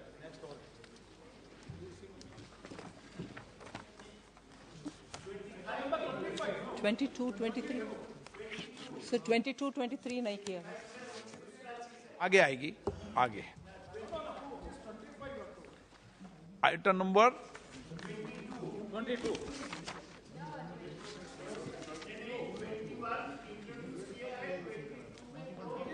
आइटम, एक minute. 22। Item number 22। Sir, I rise to move that the bill to authorize payment and appropriation of certain further sums from and out of the Consolidated Fund of India for the services of the financial year 22-23 be taken into consideration. प्रश्न है कि विधेयक पर विचार किया जाए। जो सदस्य इसके पक्ष में हाँ कहें, जो सदस्य विरोध में ना कहें। मेरे विचार में निर्णय हाँ वालों के पक्ष में, हाँ वालों के पक्ष में विधेयक पर विचार करने हेतु प्रस्ताव को स्वीकृत किया गया। अब सभा विधेयक पर खंडवार विचार करेगी। प्रश्न है कि खंड 2 और 3 विधेयक का अंग बने। जो सदस्य इसके पक्ष में हाँ कहें, जो सदस्य विरोध में ना कहें। मेरे विचार में निर्णय हाँ वालों के पक्ष में, हाँ वालों के प्रश्न हुआ। खंड 2 और 3 विधेयक का अंग बना। प्रश्न ये कि अनुसूची विधेयक का अंग बने। जो सदस्य इसके पक्ष में हाँ कहें, जो सदस्य विरोध में ना कहें। मेरे विचार में निर्णय हाँ वालों के पक्ष में, हाँ वालों के पक्ष में अनुसूची विधेयक का अंग बनी। प्रश्न ये कि खंड 1 अधिनियम सूत्र और विधेयक का पूरा नाम विधेयक का अंग बने। जो सदस्य इसके पक्ष में हाँ कहें, जो सदस्य विरोध में ना कहें। मेरे विचार में निर्णय हाँ वालों के पक्ष में, हाँ वालों के पक्ष में खंड 1 अधिनियम सूत्र और विधेयक का पूरा नाम विधेयक का अंग बने। मंत्री जी अब प्रस्ताव करें कि विधेयक को पारित करें। This is item number 23. Will be passed. Sir, I introduce. No, I stand to request the bill be. I rise to move that the bill be passed. प्रश्न है कि विधेयक को पारित किया जाए। जो सदस्य इसके पक्ष में हाँ कहें, जो सदस्य विरोध में ना कहें। मेरे विचार में निर्णय हाँ वालों के पक्ष में, हाँ वालों के पक्ष में प्रस्ताव स्वीकृत हुआ और विधेयक पारित हुआ। Item number 23। Move for leave to introduce a bill to provide for the authorization of appropriation of monies out of the Consolidated Fund of India to meet the amount spent on certain services during the financial year ended on the 31st day of March 2020 in excess of the amounts granted for those services and for that year. प्रश्न है कि विधेयक को पुनर्स्थापित करने की अनुमति प्रदान की जाए। जो सदस्य इसके पक्ष में हाँ कहें, जो सदस्य विरोध में ना कहें। मेरे विचार में निर्णय हाँ वालों के पक्ष में, हाँ वालों के पक्ष में। माननीय मंत्री जी अब विधेयक को पुनर्स्थापित करें। Sir, I introduce the bill. माननीय मंत्री जी item number 24। Sir, I rise to move that the bill to provide for the authorization of appropriation of monies out of the Consolidated Fund of India to meet the amount spent on certain services during the financial year ended on the 31st day of March 2020 in excess of the amounts granted for those services and for that year be taken into consideration. प्रश्न है कि विधेयक पर विचार किया जाए। जो सदस्य इसके पक्ष में हाँ कहें, जो सदस्य विरोध में ना कहें। मेरे विचार में निर्णय हाँ वालों के पक्ष में, हाँ वालों के पक्ष में विधेयक पर विचार करने हेतु प्रस्ताव को स्वीकृत किया गया। अब सभा विधेयक पर खंडार विचार करेगी। प्रश्न है खंड 2 और 3 विधेयक का अंग बने। जो सदस्य इसके पक्ष में हाँ कहें, जो सदस्य विरोध में ना कहें। मेरे विचार में निर्णय हाँ वालों के पक्ष में, हाँ वालों के पक्ष में खंड 2 और 3 विधेयक का अंग बना। प्रश्न ये कि अनुसूची विधेयक का अंग बने। जो सदस्य इसके पक्ष में हाँ कहें, जो सदस्य विरोध में ना कहें। मेरे विचार में निर्णय हाँ वालों के पक्ष में, हाँ वालों के पक्ष में अनुसूची विधेयक का अंग बनी। प्रश्न ये कि खंड 1 अधिनियम सूत्र और विधेयक का पूरा नाम विधेयक का अंग बने। जो सदस्य इसके पक्ष में हाँ कहें, जो सदस्य विरोध में ना कहें। मेरे विचार में निर्णय हाँ वालों के पक्ष में हुआ। खंड 1 अधिनियम सूत्र और विधेयक का पूरा नाम विधेयक का अंग बने। मंत्री जी प्रस्ताव करेगी विधेयक को पारित किया जाए। Sir, I rise to move that the bill be passed. प्रश्न है कि विधेयक को पारित किया जाए। जो सदस्य इसके पक्ष में हाँ कहें, जो सदस्य विरोध में ना कहें। मेरे विचार में निर्णय हाँ वालों के पक्ष में, हाँ वालों के पक्ष में प्रस्ताव स्वीकृत हुआ और विधेयक पारित हुआ।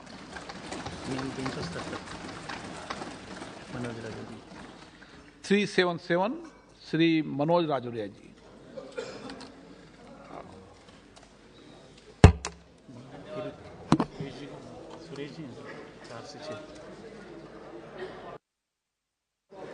धन्यवाद माननीय अध्यक्ष महोदय जी। मैं मेरे संसदीय क्षेत्र करौली धौलपुर के एक बहुत ही महत्वपूर्ण विषय जो कि नेशनल हाईवे से संबंधित है वो आपकी ओर ध्यान दिलाना चाहता हूं। महोदय 14 अक्टूबर 2016 को करौली जिले में माननीय सड़क एवं परिवहन मंत्री श्री नितिन गडकरी जी द्वारा एक नेशनल हाईवे की घोषणा की गई थी जो कि मेरे करौली जिले के जिला मुख्यालय जो कि मदन मोहन जी की नगरी है और कैला देवी जो कि लाखों श्रद्धालुओं का आस्था का केंद्र है। इस रोड को आगरा से जगनेर, जगनेर से बसेड़ी, बसेड़ी से मासलपुर, मासलपुर से करौली, करौली से कैला देवी, सपोटरा, सपोटरा से जीरोता, हाड़ौती और सवाई माधोपुर रणथंभौर तक एक सड़क जोड़कर नेशनल हाईवे बनाने की मांग थी। माननीय अध्यक्ष महोदय जी, इस नेशनल हाईवे से न सिर्फ करौली जिले के बल्कि धौलपुर और आसपास के 50-60 जिलों को इसको जोड़ने की 50-60 जिलों के लाखों श्रद्धालुओं को इस नेशनल हाईवे से लाभ मिलेगा। मेरा आपके माध्यम से माननीय सड़क परिवहन मंत्री से आग्रह है कि कृपया उक्त रोड को नेशनल हाईवे बनाने की कृपा करें और शीघ्रता से इसका कार्य शुरू करें। धन्यवाद। Honorable Member Sri Satyadev Pachhauri ji. Yes, please. Please. Arif ji. Hasan Masoud ji. Please. Sudeep जी।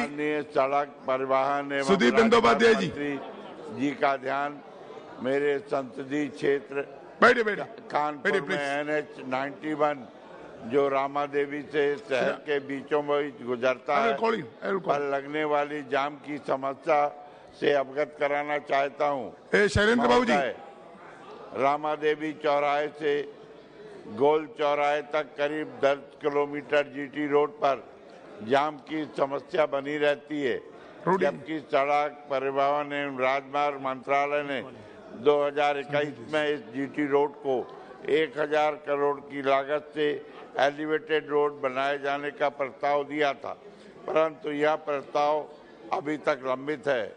महोदय, मैं आपके माध्यम से माननीय मंत्री जी को अवगत कराना चाहता हूं कि ट्रैफिक जाम की गंभीर समस्या से यातायात अवरुद्ध होने के कारण मरीज समय से अस्पताल नहीं पहुंच पाते, स्कूल के बच्चे कॉलेज नहीं पहुंच पाते, व्यापारी अपने गंतव्य को नहीं पहुंच पाते।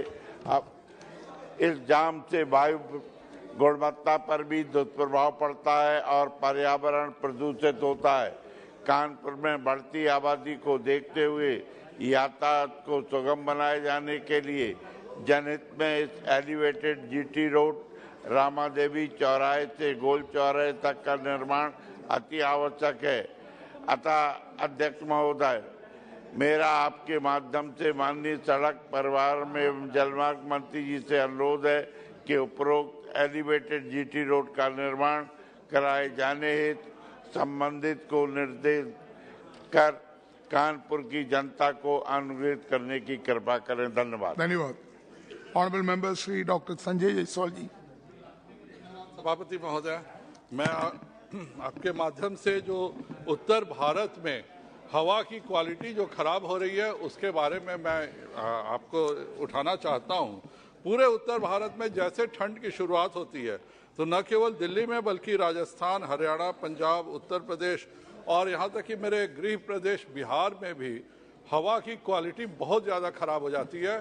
पहली बार हमारी सरकार ने बिहार में जब हमारे पर्यावरण मंत्री थे तो हमने सब जगह एयर क्वालिटी इंडेक्स के लिए मशीनें लगवाई और इस बार के विंटर्स में सबसे खराब, यहाँ तक कि मेरा जो होम टाउन है बेतिया शहर, उसकी भी एक दिन सबसे ज़्यादा खराब एयर क्वालिटी थी।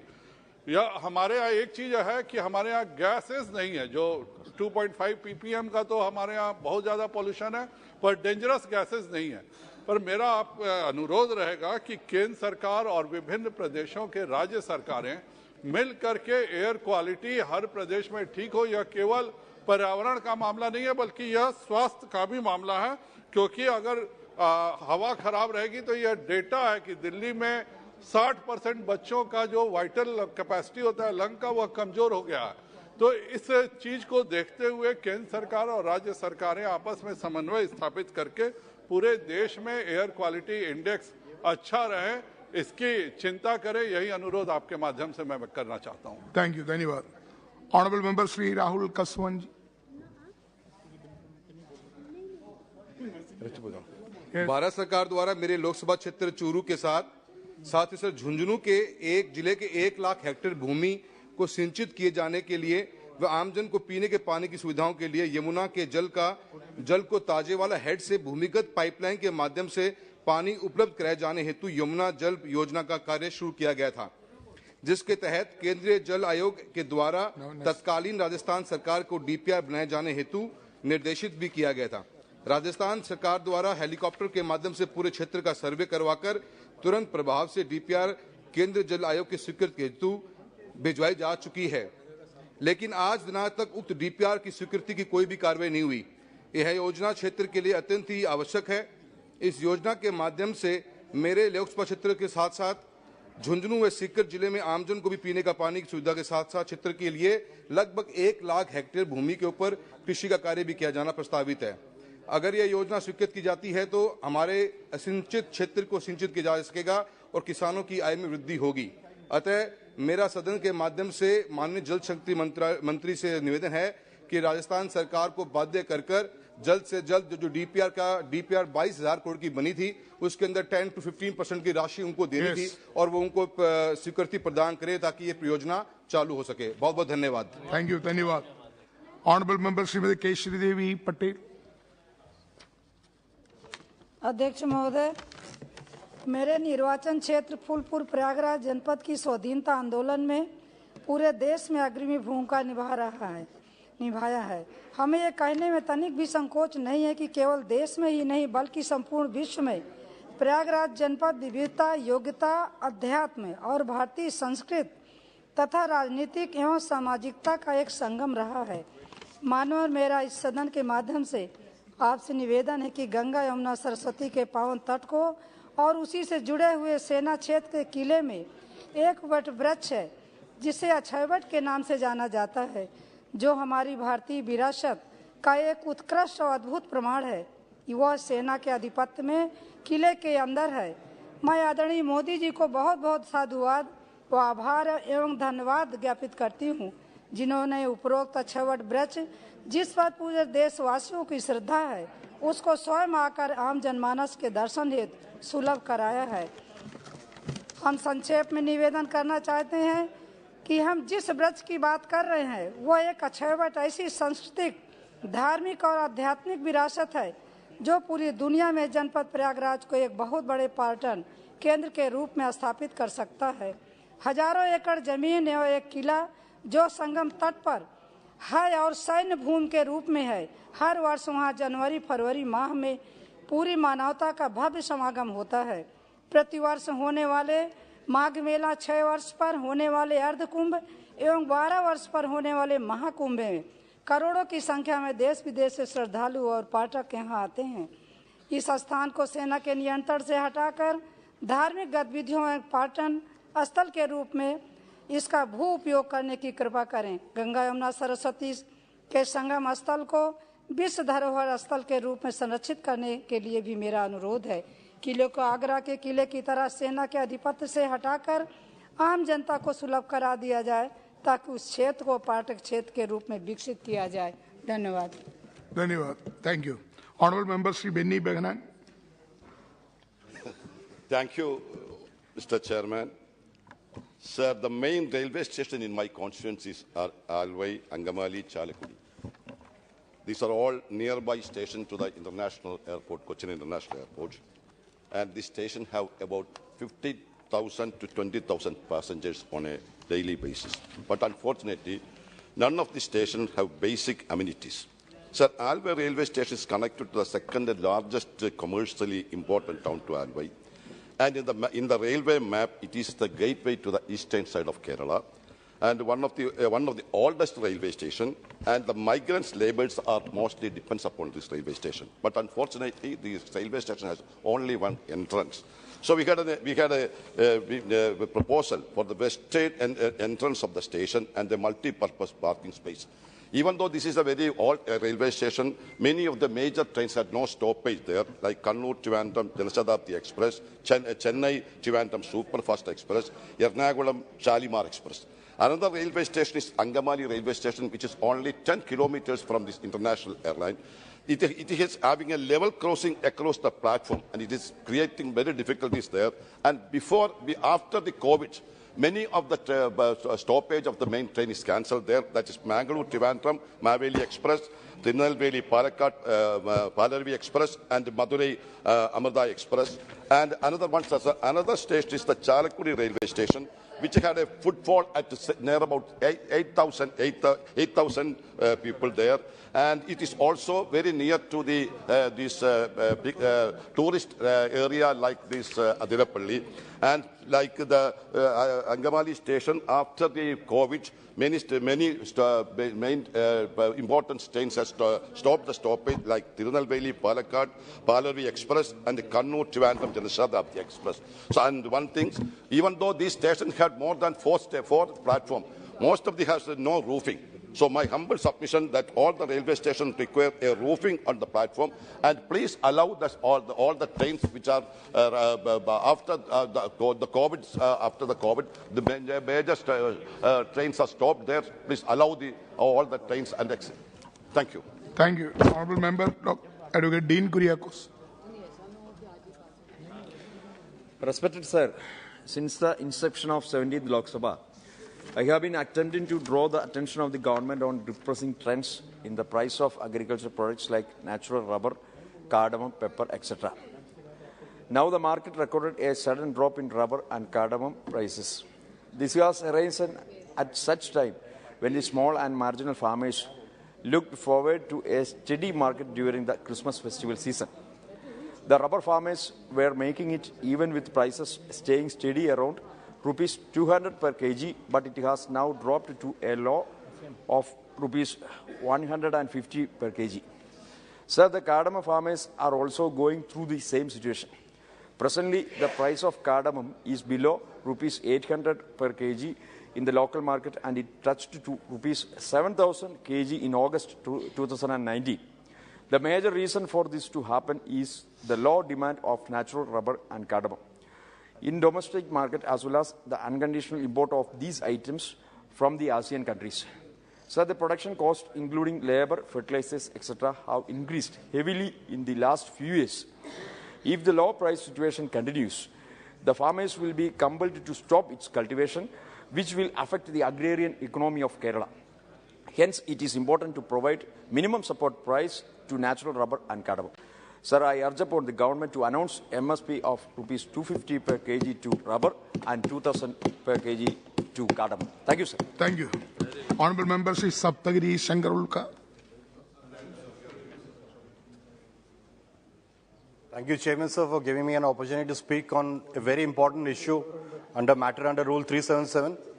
Sir, after the implementation of Direct Benefit Transfer, DBT, for National Social Assistance Program, NSIP, and Madhubabu Pension Yojana, MBPY, for pension in the state, sir, it has created havoc in many places in Raigada and Koraput districts, causing inconveniences to thousands of pensioners and vulnerable people, especially the elderly in rural areas. Sir, around 4,376 Gram Panchayats in Odisha have no banking facilities. Even existing banks are unable to bear the burden of large number of pensioners due to acute staff shortage. Odisha has been disbursing pension in cash on 15th of every month at the Gram Panchayat level and urban local body headquarters. Previously, beneficiaries in rural areas could opt out to receive their payments in cash until adequate banking infrastructure in proximity to the Gram Panchayats.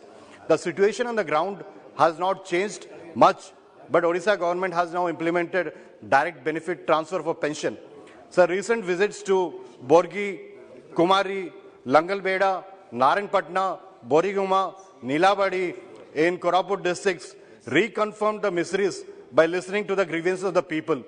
I would request the Honorable Prime Minister, Sri Narendra Modi, to kindly look into the matter and allow disbursing pension in cash to mitigate the sufferings of the people till adequate banking facilities are made available in remote areas, especially the tribal areas. Thank you so much, sir, for giving me the opportunity. Shyam Kumar. Honorable Member Sri Dhanisham Kumar. Absent. Honorable Member Srimati Chinda Anuradha ji. Not present. Honorable Member Sri K. Raghuram Krishnaraj ji. Thank you, Chairman, sir. This is to the Education Minister. I would like to draw the attention of the Honorable Minister of Education for establishment of a new Kendriya Vidyalaya in Narsapuram Lok Sabha constituency of Andhra Pradesh, which is my constituency. Subsequent to the recent restructuring of districts in accordance to the parliamentary constituency wise, our district, now it is named as West Godavari district, covering the Narsapuram parliamentary constituency, headquarters as Bhimavaram to the newly formed district, West Godavari. Over 1,250 Kendriya Vidyalaya schools are there in almost all districts in the country. But there is no Kendriya Vidyalaya in our district as of now. It is a well-developed area with an aqua export of over 15,000 crore from my district alone, newly formed district alone. Many central government institutions have already been located and many more are coming up. There is a huge demand for Kendriya Vidyalaya school in Bhimavaram area to cater to the needs of the students of central government employees, which is the primary criteria for setting up of a Kendriya Vidyalaya, and also many are there who are seeking good quality education. I therefore request the Honorable Minister of Education to kindly consider setting up of a Kendriya Vidyalaya on topmost priority, and from our side we will extend whatever support that is required. Thank you, sir. Thank you. Honorable Member Professor Saudar Roy ji. I want to raise a very important matter under Rule 377. Very recently there were clashes between Indian and Chinese soldiers of the PLA in Tawang in Arunachal Pradesh. Chinese army is making aggressive moves along the line of actual control in Arunachal Pradesh and Sikkim, and trying to alter the status quo in Ladakh, and had intensified patrolling along the undemarcated eastern frontier and began reinforcing military posts and infrastructure. Chinese army, the PLA, making China illegally occupying approximately 38,000 square kilometers of Indian territory in Ladakh and Arunachal Pradesh. This increasing deployment of Chinese troops closer to the border of eastern sector is alarming. They have also been deploying additional military assets, besides showing aggressive intent and increasing patrolling. We know that 20 Indian soldiers were killed in Galwan Valley in Ladakh by the Chinese under the so-called China-Pakistan boundary agreement signed in 1963. Pakistan illegally ceded 5,180 square kilometers of Indian territory in Shakshkam Valley from areas illegally occupied by Pakistan in the Indian territory of Ladakh to China. I urge upon the government to ensure urgent steps to protect and preserve the entire territory of Ladakh, Jammu and Kashmir, union territories belonging to India, and also Arunachal Pradesh, and the message should be conveyed to Pakistan and Chinese authority. India has to keep a careful and specific attention to the improvement of infrastructure in the development of border areas in order to facilitate the economic development of these areas and also to meet the country's strategic and security requirement. The government is avoiding a discussion on the Chinese aggression in the Lok Sabha. The Raksha Mantri issued a statement and there was no discussion. We demand full discussion on the Chinese threat, Chinese occupation in the House, as was allowed by Jawaharlal Nehru after the Chinese aggression in 1962. Sir, I want a discussion in this House. No minister is present here. It's a matter of national importance. National importance. And they are avoiding discussion. You should also participate in the discussion. Already you they read are avoiding a discussion on Kashmir. Sauraji, already you read your text. Now you can see it. Honourable Member Srirangappa Barneji. Srirangappa Barneji. Nothing else is going on record. No, nothing going on record. Nothing else. No. Nothing going on. Already you read your text. Nothing going on road. Only his text. Whatever he read, that only going. Pune से मुंबई तक जाने वाली Sinhagad express 11009, 11010 को 14/3/2020 से नए LHB को coach में परिवर्तित किया था। इस समय सिंहगढ़ एक्सप्रेस की बोगी संख्या 19 थी, जिसे कम करके 16 बोगी की गई और नई LHB कोच में सीट संख्या 1908 से घटाकर 18 हो गई। इस दौरान कोविड-19 महामारी के कारण 23/3/2020 से संपूर्ण भारत देश में लॉकडाउन के कारण सभी मेल एक्सप्रेस तथा लोकल ट्रेन सुविधा बंद की गई थी। अब सिंहगढ़ एक्सप्रेस में जनरल टिकट की सुविधा फिर से शुरू की गई है, लेकिन यह सुविधा देते समय सिंहगढ़ एक्सप्रेस की फिर से 2 बोगी घटाकर अभी सिर्फ 14 बोगी कर दी गई है, जबकि बोगी की संख्या कम होने से सीटों की संख्या भी घटकर 1300 हो गई है। इन 2 बोगी के कम होने के कारण पुणे मुंबई और मुंबई पुणे यात्रा करने वाले सभी यात्रियों को भारी मुश्किलों का सामना करना पड़ता है।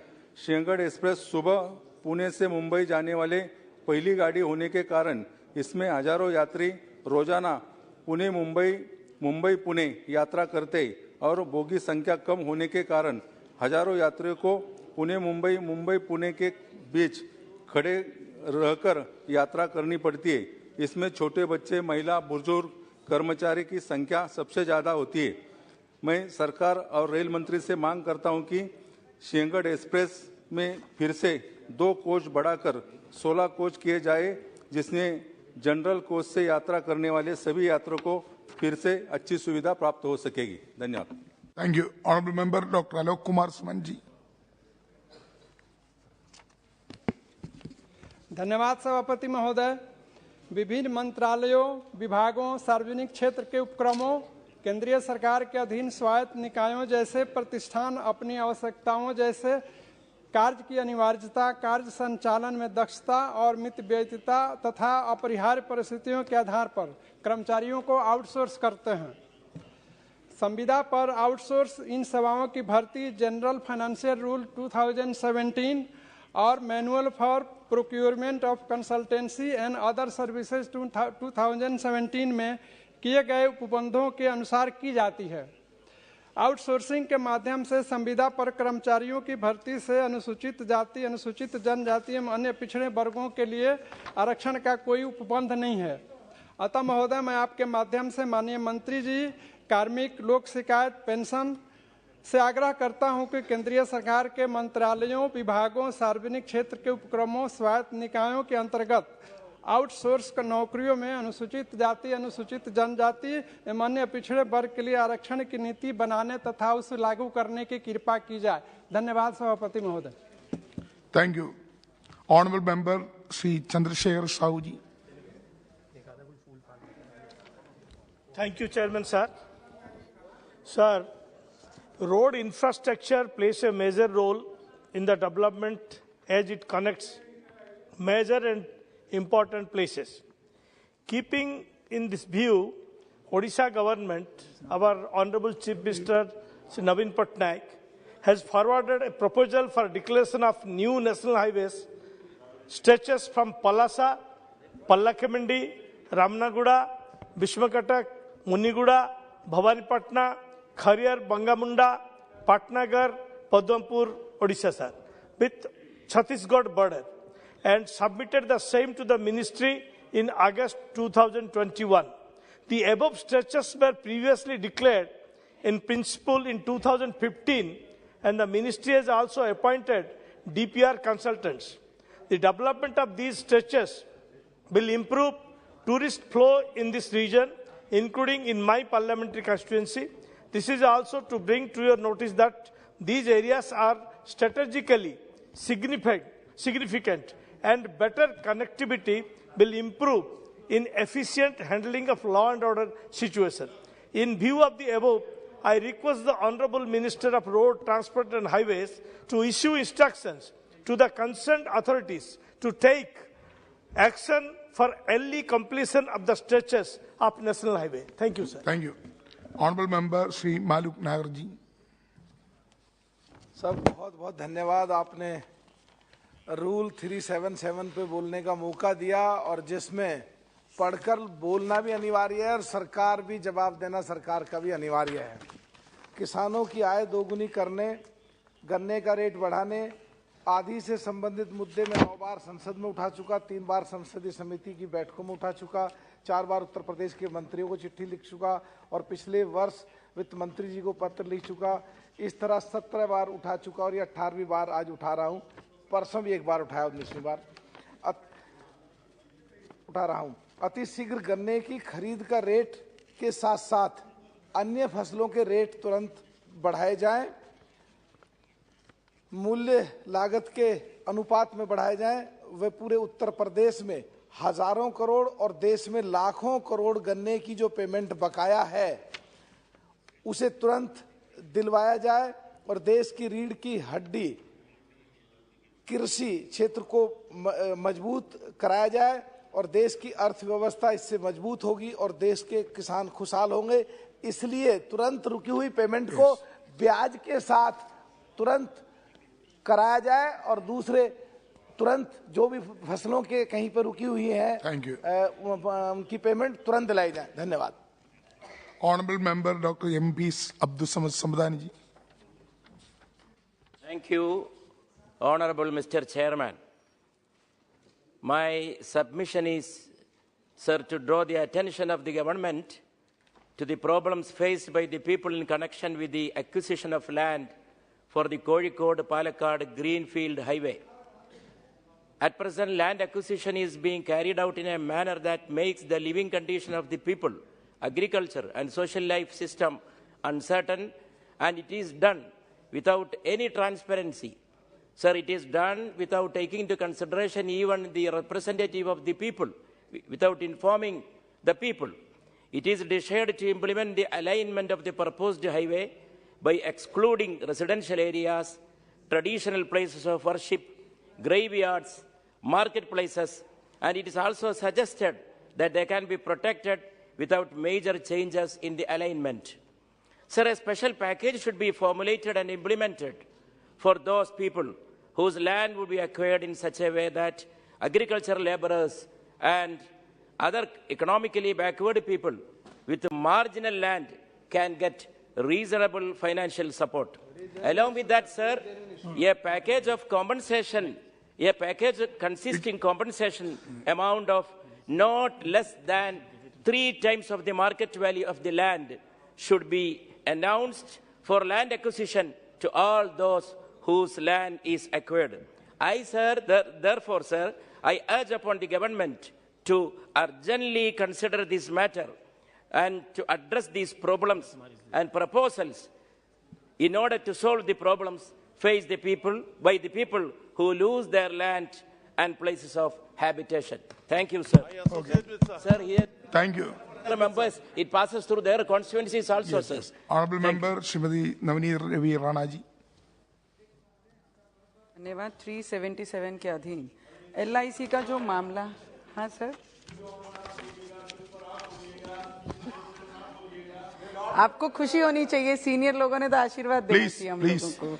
यस सर, मैं इस सदन को अवगत कराना चाहूंगी कि RDI के 26 दिसंबर 2016 के इंश्योरेंस एजेंट का जो गैजेट जारी हुआ था, उसके कमीशन के अनुसार सरकार ने ये कहा था कि 2017 में LIC के जितने भी एजेंट्स हैं उन्हें 17 में फाइनेंशियल ईयर में उन्हें लागू करना चाहिए और उनके अनुसार उनको पैसे और उनके जो इंश्योरेंस के अनुसार एजेंट्स लोगों को जो कमीशन मिलना चाहिए वो मिलना चाहिए। आपको बताना चाहूंगी कि इंश्योरेंस एजेंट को ग्रेजुएटी उम्र के 60 साल पूरे करने पर तथा 15 साल व्यवसाय को ध्यान में रखते हुए सिर्फ 30,000 रुपए दिए जाते हैं और इसमें भी सिर्फ विनेश और कमीशन को ध्यान में लिए जाते हैं कि सरासर गलत है। इसलिए मैं आपके माध्यम से सरकार को ये विनती करूंगी कि बीमा जो हमारे एजेंट्स हैं उनको ग्रेजुएटी 20 लाख रुपए तथा बढ़ाकर दिए जाने चाहिए। यदि बीमा इंश्योरेंस एजेंट 25 से 30 साल अपनी सेवा देते हैं यानी LIC में कार्य करते हैं तो पूरे साल की सेवा ध्यान में लेते हुए इंश्योरेंस एजेंट्स को मिलने वाला फॉर्म नंबर 16 के अनुसार पूरी आय को ध्यान में लेकर ग्रेजुएटी का भी पैसा मिलना चाहिए। इंश्योरेंस एजेंट क्लब मेंबर जो उनके हस्बैंड और वाइफ को दिए जाते हैं sir, it is very I know उनके पूरी फैमिली को इसमें इन्वॉल्व करना चाहिए sir. Rule under 377 only allowed to read the text, no any other okay. matter. Thank you sir, thank you. You can read this. You already okay. Item number 25, the Constitution Scheduled Tribes Order, Second Amendment Bill 2022. Honorable Minister.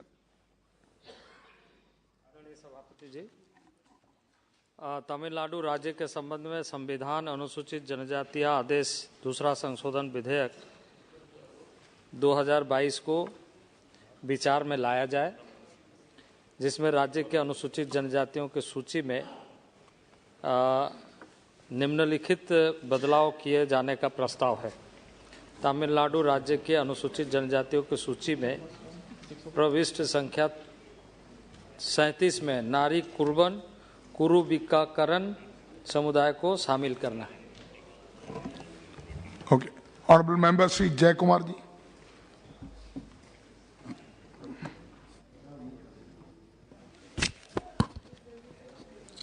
Honorable Chairperson, I raise to register my views on this amendment bill of including a couple of communities in the schedule of the Constitution to enable them to get facilities and to have advancement in their life. Sir, I recall that a similar bill was there on April 5, 2022, this year itself. Then I mentioned, I spoke on that bill also. Then I mentioned that a few more communities, including these two communities, a few more communities also to be included in that bill. I am thankful to the Honorable Chief Minister of Tamil Nadu, Mr. Stalin, for recommending this proposal to the central government to introduce these two communities. I request, and I also thank the National Commission for Scheduled Castes, Scheduled Tribes, to enable this bill be processed, and they have also assisted in piloting this bill over here. Sir, while the Honorable Minister for Tribal Affairs moved the bill, even last time also when he moved the bill, I mentioned certain points, particularly regarding the financial angle of this bill.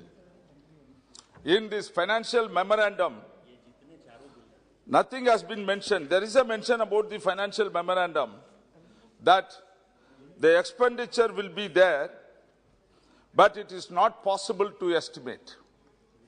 I don't know why this vague statement in this. If we know the number of people who are going to be benefited in Tamil Nadu, the minister must be knowing it, his department must be knowing it. Without knowing that how many people are going to be benefited, a bill will not reach up to this point. And we are all aware that how much money is spent per family of the scheduled tribe. So it is an easy proposal for anyone to arrive at the financial quantification of financial quantification of this. But it is very vague, and this should be taken into account properly. Sir, I wish to mention that there is a guideline from Niti Aayog that what formula or what method to be followed in allotting funds for the scheduled castes and scheduled tribes. I do not know, even in this current budget, that formula has not been adopted, and therefore the reduction in the budget is very astonishing. And if you see and quantify it, for scheduled castes, 40,634 crores has been reduced by not following the Niti Aayog guidelines. And for scheduled tribes, 9,399 crores is a deficit. Had the minister insisted upon that the guidelines given by the Niti Aayog should be followed, it would have been a great help for the scheduled caste and scheduled tribe people, and it is a huge amount it is going off. Another thing, the minister is aware, I wish to point out that the pre-metric scholarship has been reduced in the current budget to an extent of 225 crores. About 4,000 crores is the total allotment for the scheduled castes. In that, pre-metric scholarship has been reduced to an extent of 225 crores compared with the previous year. No remedial measure has been taken. And all the more astonishing and shocking is that it is a matter of concern for the scheduled caste and scheduled tribe people. Yesterday, a member from Tamil Nadu, Mr. Subbarayan, also mentioned very vehemently, he recorded in this house, that the pre-metric scholarship is being stopped. It is through a circular, you are bringing an order to take away the benefits for the students of the scheduled caste and scheduled tribe community, and this government has been day in and day out, has been talking about developing the poor people, assisting the scheduled caste and scheduled tribe. We will bring them on par to the others. We will not treat in different ways. But here behind the screen what you are doing?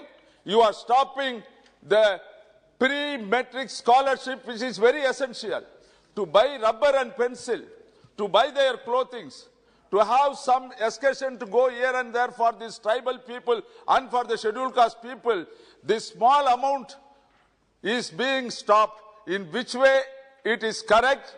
What the minister is going to say, what the minister is going to provide an alternative to the pre-metric scholarship, which this government is mercilessly stopping it. And the other thing is that the national fellowship, here again under that heading, 127 crores has been reduced when compared to the last year budget. No remedial measure has been taken. I have not seen any plus in financial allotment for the scheduled caste and scheduled tribe people. It is only negative. Why this is happening? Why the minister is not putting his foot down and tell the finance minister that a proportional amount is to be provided for these people? And I request the Honorable Minister to look into this matter. And there is another heading, Speakers up, Manrega. Manrega, for which category of the people this has been segmented? Who are all the main beneficiaries in this? Who are the wage laborers? Who are the daily wage earners? These are all the people to be benefited under Manrega. Normally the Manrega beneficiaries are below poverty line, who could not get even daily employment. To substitute that daily employment during the half-farm season, this Manrega used to be used. What this government is doing, in the last budget, this government has reduced straight away 25,000 crores in Manrega cut-off. Today, I am a bit pleased. When the finance minister was speaking over here, she mentioned that as against the reduction of 25,000 crores, some about 16,400 crores has been added. Good sense prevailed. They have at least taken into account, they have realized they are doing injustice for this section of the people, poor people, and now woken up and they have added, and still there is a deficit of 8,600 crores. Sir, only 2 minutes, sir, I am the first speaker. Please conclude. Sir, and then you come to the education part of it. What is the education part of the scheduled tribes? 48.2% enrolled, and of which 31.3% getting dropped. 48.2%, of which 31.3% getting dropped before 8th class. That means only 16.9% teachers reaches the 8th class. Minister should take some remedial measures to see that the dropout is reduced. In 2016 and 20, admission of scheduled caste and scheduled tribe was 23% in the centrally funded institutions. Now it has gone down very badly. You have brought in Ekalaiva schools to be appreciated. Residential schools named after Ekalaiva, mainly to take care of the scheduled tribe people, because Ekalaiva believed to be a scheduled tribe. But what is happening in that? About 400 schools you have established. Of the 400 schools, there is no regular staff is available. And finally, you have woken up and you have appointed in 378 schools 44,000 people, sir. Speaker, sir, 1 minute. 4,000 people. And of the 4,000 people you have appointed, only 70%, all the 70% are non-regular staff on contract basis. Why it is a school established? You should go for a permanent employment for the teachers, and I am sure that the minister will take up this. In even atrocities is increasing on the scheduled caste and scheduled tribe in 2018 and 19. I don't want to make that time. And this is because there is no effective control of the scheduled caste commission and scheduled tribe commission in this particular thing. The health of the scheduled caste people is scheduled tribe people is far low. 42% of the children are anemic, and about 70 to 65% of women among the scheduled caste are anemic. Therefore, necessary corrective measures to be taken. Sir, I am happy to accept the bill to be passed in the House. I support this bill, and it is good. This Narikurava means the fox catchers. Yes. And Narikurava, and the other one is Kurivikar. Kurivikaran means those who catch birds, those who keep birds as the pet animal and grow. These are all the 2 communities taken, and few more communities are there. Kindly take steps. See that with folded hands, I beg the Honorable Minister, please wake up and see that your right is given. Take shelter under Niti Ayog. Ask this government to follow Niti Ayog. Get substantial amount for the people. Without this substantial amount, this amendment is a waste. Thank you. Honorable Member Shri Ranjit Singh Nimbalkar. मैं आपका बहुत बहुत आभार व्यक्त करना चाहता हूँ कि महत्वपूर्ण बिल के विषय पर मुझे बोलने का अवसर दिए। अध्यक्ष महोदय, ये जानकर बहुत खुशी होगी कि हमारे देश के यशस्वी प्रधानमंत्री श्रद्धेय श्री नरेंद्र मोदी जी के नेतृत्व में समाज के अंतिम छोर पे विकास की धारा पहुंच रही है। हमारी सरकार का मुख्य लक्ष्य जो है कि अंत्योदय से उदय का भाव, वही सरकार होती है, दिख रही है। इसलिए आज़ादी के 7 दशक के अधिक समय तक मुख्य धारा में जिन्हें शामिल नहीं कर पाए, वो पूर्ववर्ती सरकार, उन्हें आज देश के सबसे उच्चतम पद पे, महामहिम राष्ट्रपति पद पर आसीन होने का गौरव प्राप्त हो रहा है।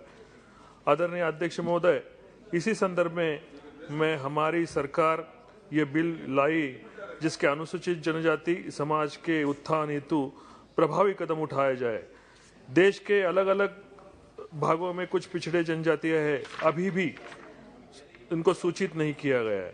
इस बिल के माध्यम से ये किया जाएगा। अध्यक्ष महोदय, महाराष्ट्र कर विशेषतः महाराष्ट्र का पश्चिम महाराष्ट्र एरिया में धनगर करके एक जनजाति है जिसको पिछड़ा समाज के अंदर आ जाती है, उन्हें आज भी अधिसूचित नहीं किया जा रहा है। अध्यक्ष महोदय, मैं आपके माध्यम से सम्माननीय मंत्री जी को अवगत कराना चाहता हूं कि असल में ये धनगर आरक्षण का मुद्दा यह है कि महाराष्ट्र की अनुसूचित जनजाति में 36वें क्रमांक पे धनगढ़ नाम का शब्द है, जो कि धनगढ़ महाराष्ट्र में बिल्कुल धनगढ़ नाम का कोई जनजाति नहीं है। धनगर की जगह धनगढ़ हो गया है और आज महाराष्ट्र के सरकार ने वहां पे डिक्लेरेशन भी दिया है कि धनगढ़ नाम का यहाँ पे कोई जनजाति नहीं है। लेकिन जो धनगर, जो पिछड़ी हुई जनजाति है, उनको आज तक ये अधिसूची में शामिल नहीं किया। उच्चतम न्यायालय ने भी इसकी संविधान पीठ पे फैसला दिया है कि अनेक मामलों में उच्चतम न्यायालय ने अपने निर्णय दे चुके। इसी आधार पे महाराष्ट्र में माना गोवारी समाज को न्यायालय ने निर्णय मिल चुका है। गोंड माना और गोंड गोवारी नाम की महाराष्ट्र के अनुसूचित जाति जनजाति सूची में दर्ज है, जबकि इस नाम की जनजाति महाराष्ट्र में अस्तित्व ही नहीं है। न्यायालय ने माना कि गोंड माना की जगह माना था कि गोंड गोवारी की जगह गोवारी जनजाति मानते हुए जनजाति का प्रमाण देने का आदेश न्यायालय दे चुकी है। बिल्कुल इसी तरह का मामला धनगर और धनगढ़ में है। धनगढ़ जहाँ पे कई जगह प्रोनाउंसिएशन में गलतियां हो जाती है। महाराष्ट्र की बाहर की राज्यों में धनगढ़ बोला जाता है, यहाँ पे धनगर बोला जाता है। मैं आपको आपके माध्यम से मंत्री जी के ध्यान में लाना चाहता हूँ कि धनगढ़ अस्तित्वहीन होने के बाद मुंबई उच्च न्यायालय ने सामने सरकार खुद मान चुकी कि धनगढ़ जनजाति नहीं है। अध्यक्ष महोदय, इस संबंध में कुछ पॉइंट सदन के सामने रखना चाहता हूं जिससे लोग महत्व विषय पे स्थिति प्राप्त हो जाएगी। 1950 में महाराष्ट्र की अनुसूचित जनजातियों की सूची में संख्या 36 में शामिल हो इस विशेष जनजाति का उल्लेख यानी धनगढ़ प्रतिनिधित्व शून्य है। अगर प्रतिनिधित्व सिर्फ धनगर समाज का है, यही नहीं, सन 1881, सन 1931, सन 1941, सन 1951 में की जनगणना रिपोर्ट में उल्लेख किया जाता है कि इस जनगणना रिपोर्ट में जाति का, उपजाति का, जनजाति का, उपजनजाति का समूह धनगढ़ नाम का जनजाति नहीं पाया गया है, लेकिन धनगर पाया गया है। इसमें प्रत्येक जनगणना में ये रिपोर्ट अस्तित्व में है। आदरणीय अध्यक्ष महोदय, 1961 में RIGR द्वारा इस ग्रंथ की सूची में SC/ST सूची में धनगढ़ और धनगर अस्तित्व का प्रमाण करने के लिए 29 प्रतिष्ठित लेखकों तथा दस्तावेज, साक्ष्य, जनगणना रिपोर्ट का उल्लेख है, लेकिन इसमें धनगढ़ का कोई उल्लेख नहीं मिलता। इसके बजाय दस्तावेज में धनगर संदर्भित जाति का जनजाति के रूप में पाया गया है। महाराष्ट्र सरकार ने ग्राम पंचायत अधिनियम में 1959 में, बॉम्बे कोर्ट फीस अधिनियम 1959 में निरस्त नहीं है। धनगढ़ के बजाय देवनागरी में धनगर का उल्लेख किया गया है। इसका तात्पर्य है कि महाराष्ट्र में वास्तविक कोई अन्य धनगर नहीं पहचानता। धनगर में अन्य कोई नहीं पहचानता। धनगढ़ है नहीं, धनगर ही है। अध्यक्ष महोदय, जनजाति मामलों रिपोर्ट में 2009-2010 की वार्षिक रिपोर्ट में धनगढ़ देवनागरी का उल्लेख है। इसका तात्पर्य है कि भारत सरकार भी धनगर के रूप में वास्तविक जनजाति को पहचाने।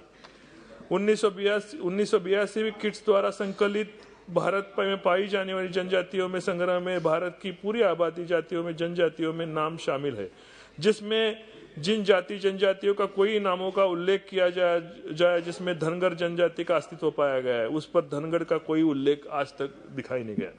इसीलिए मैं अध्यक्ष महोदय से आपके माध्यम से इस सदन तथा मंत्री महोदय से मैं निवेदन करना चाहता हूं कि धनगढ़ की जगह धनगर को अनुसूचित जाति के अधिसूचित करने की कृपा करे तथा महाराष्ट्र का लाखों धनगर समाज आपकी तरफ देख रहा है कि उनको न्याय कब मिले। समस्त धनगर जनजाति के लोग आशा की तरह निगाह से आपकी तरफ देख रहे हैं। मैं उनकी आशा आपकी तरफ ये सदन में रखना चाहता हूं कि उनकी आशा टूटने ना दे। वही कई वर्षों से उनको न्याय मिलना अपेक्षित है। मैं आदरणीय मंत्री जी को उनका ध्यान आकर्षित करना चाहता हूं कि मेरे महाराष्ट्र के गरीब धनगर समाज को धनगढ़ की जगह अधिसूचित करके हमारे ऊपर कृपा करे। जय हिंद, जय Maharashtra. Thank you. Honorable Member Shri D. Devi Kumar ji. மாண்புமிகு மக்களவைத் தலைவர் அவர்களே, வரலாற்று சிறப்பு வாய்ந்த இந்த அரசியலமைப்பு சட்ட திருத்த தீர்மானத்தின் மீது பேச வாய்ப்பளித்தமைக்கு நன்றி. இந்தியா சுதந்திரமடைந்து 75வது ஆண்டில் இந்த பழங்குடி மக்களுக்கு ஒரு விடிவு காலம் பிறந்திருக்கிறது. 1964ஆம் ஆண்டிலேயே நரிக்குறவர்களை பழங்குடியினர் பட்டியலில் சேர்க்க வேண்டும் என்று தமிழ்நாடு அரசு பரிந்துரை செய்தது. அன்றைக்கிருந்த காங்கிரஸ் அரசும் அதை ஏற்றுக்கொண்டு பட்டியலில் சேர்ப்பதற்கான நடவடிக்கைகளை மேற்கொண்டது. ஆனால் அது நிறைவடையவில்லை. தமிழ்நாடு அரசு அதற்கிடையிலே பழங்குடியினருடைய சலுகைகளை நரிக்குறவர்களுக்கு வழங்கி வந்தார்கள். 1974ஆம் ஆண்டு வரை அப்படி சலுகைகள் வழங்கப்பட்டன. ஆனால் அரசியலமைப்பு சட்ட திருத்தம் செய்யப்படாத நிலையில் அந்த சலுகைகளை அவர்களுக்கு வழங்கக்கூடாது என்று சொன்னதன் காரணமாக அது நிறுத்தப்பட்டது. அதன் பின்னர் பிற்படுத்தப்பட்டோர் பட்டியலிலே இவர்கள் எல்லாம் வைக்கப்பட்டிருந்தார்கள். கடந்த 60 ஆண்டுகளிலே பலமுறை தமிழ்நாடு அரசின் சார்பிலே இதற்கான பரிந்துரை அளிக்கப்பட்டு ஒன்றிய அரசு அதை அப்படியே கிடப்பிலேயே வைத்திருந்தார்கள். 2006ஆம் ஆண்டிலே அன்றைய முதல்வர் தலைவர் கலைஞர் அவர்கள் முதலமைச்சராக இருந்தபோது விடுதலை சிறுத்தைகள் கட்சியினுடைய கோரிக்கையை ஏற்று நரிக்குறவர்களை பழங்குடியினர் பட்டியலில் சேர்க்க வேண்டும் என்று வலியுறுத்தி ஒன்றிய அரசுக்கு கடிதம் எழுதினார்கள். ஆனால் அப்பொழுதும் நடவடிக்கை எடுக்கப்படவில்லை. 2016ஆம் ஆண்டு மீண்டும் ஒன்றிய அரசுக்கு தமிழ்நாடு அரசின் சார்பிலே வலியுறுத்தப்பட்டது. அது இன்றைக்குத்தான் நிறைவேறியிருக்கிறது. இதற்கு காரணமாக அமைந்த மாண்புமிகு தமிழ்நாடு முதலமைச்சர் தளபதி மு.க. ஸ்டாலின் அவர்களுக்கு என்னுடைய மனமார்ந்த பாராட்டுக்களை, நன்றியை நான் இந்த இடத்திலே பதிவு செய்கின்றேன். இந்த நரிக்குறவர் மக்கள் தமிழ்நாட்டிலே மட்டுமல்ல, தென்னிந்தியாவிலே கர்நாடகத்தில், ஆந்திராவில், மகாராஷ்டிராவில், குஜராத்தில் அவர்கள் இருக்கிறார்கள். ஹரியானாவிலே இருக்கிறார்கள்.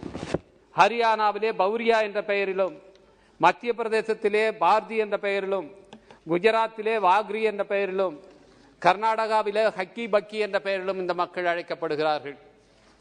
அங்கெல்லாம் இவர்களுக்கு பழங்குடியினர் பட்டியலிலே அவர்கள் சேர்க்கப்பட்டு அந்த வசதிகள் கொடுக்கப்பட்டு வந்தன. இப்பொழுதுதான் தமிழ்நாட்டிலே அந்த நிலை ஏற்பட்டிருக்கிறது.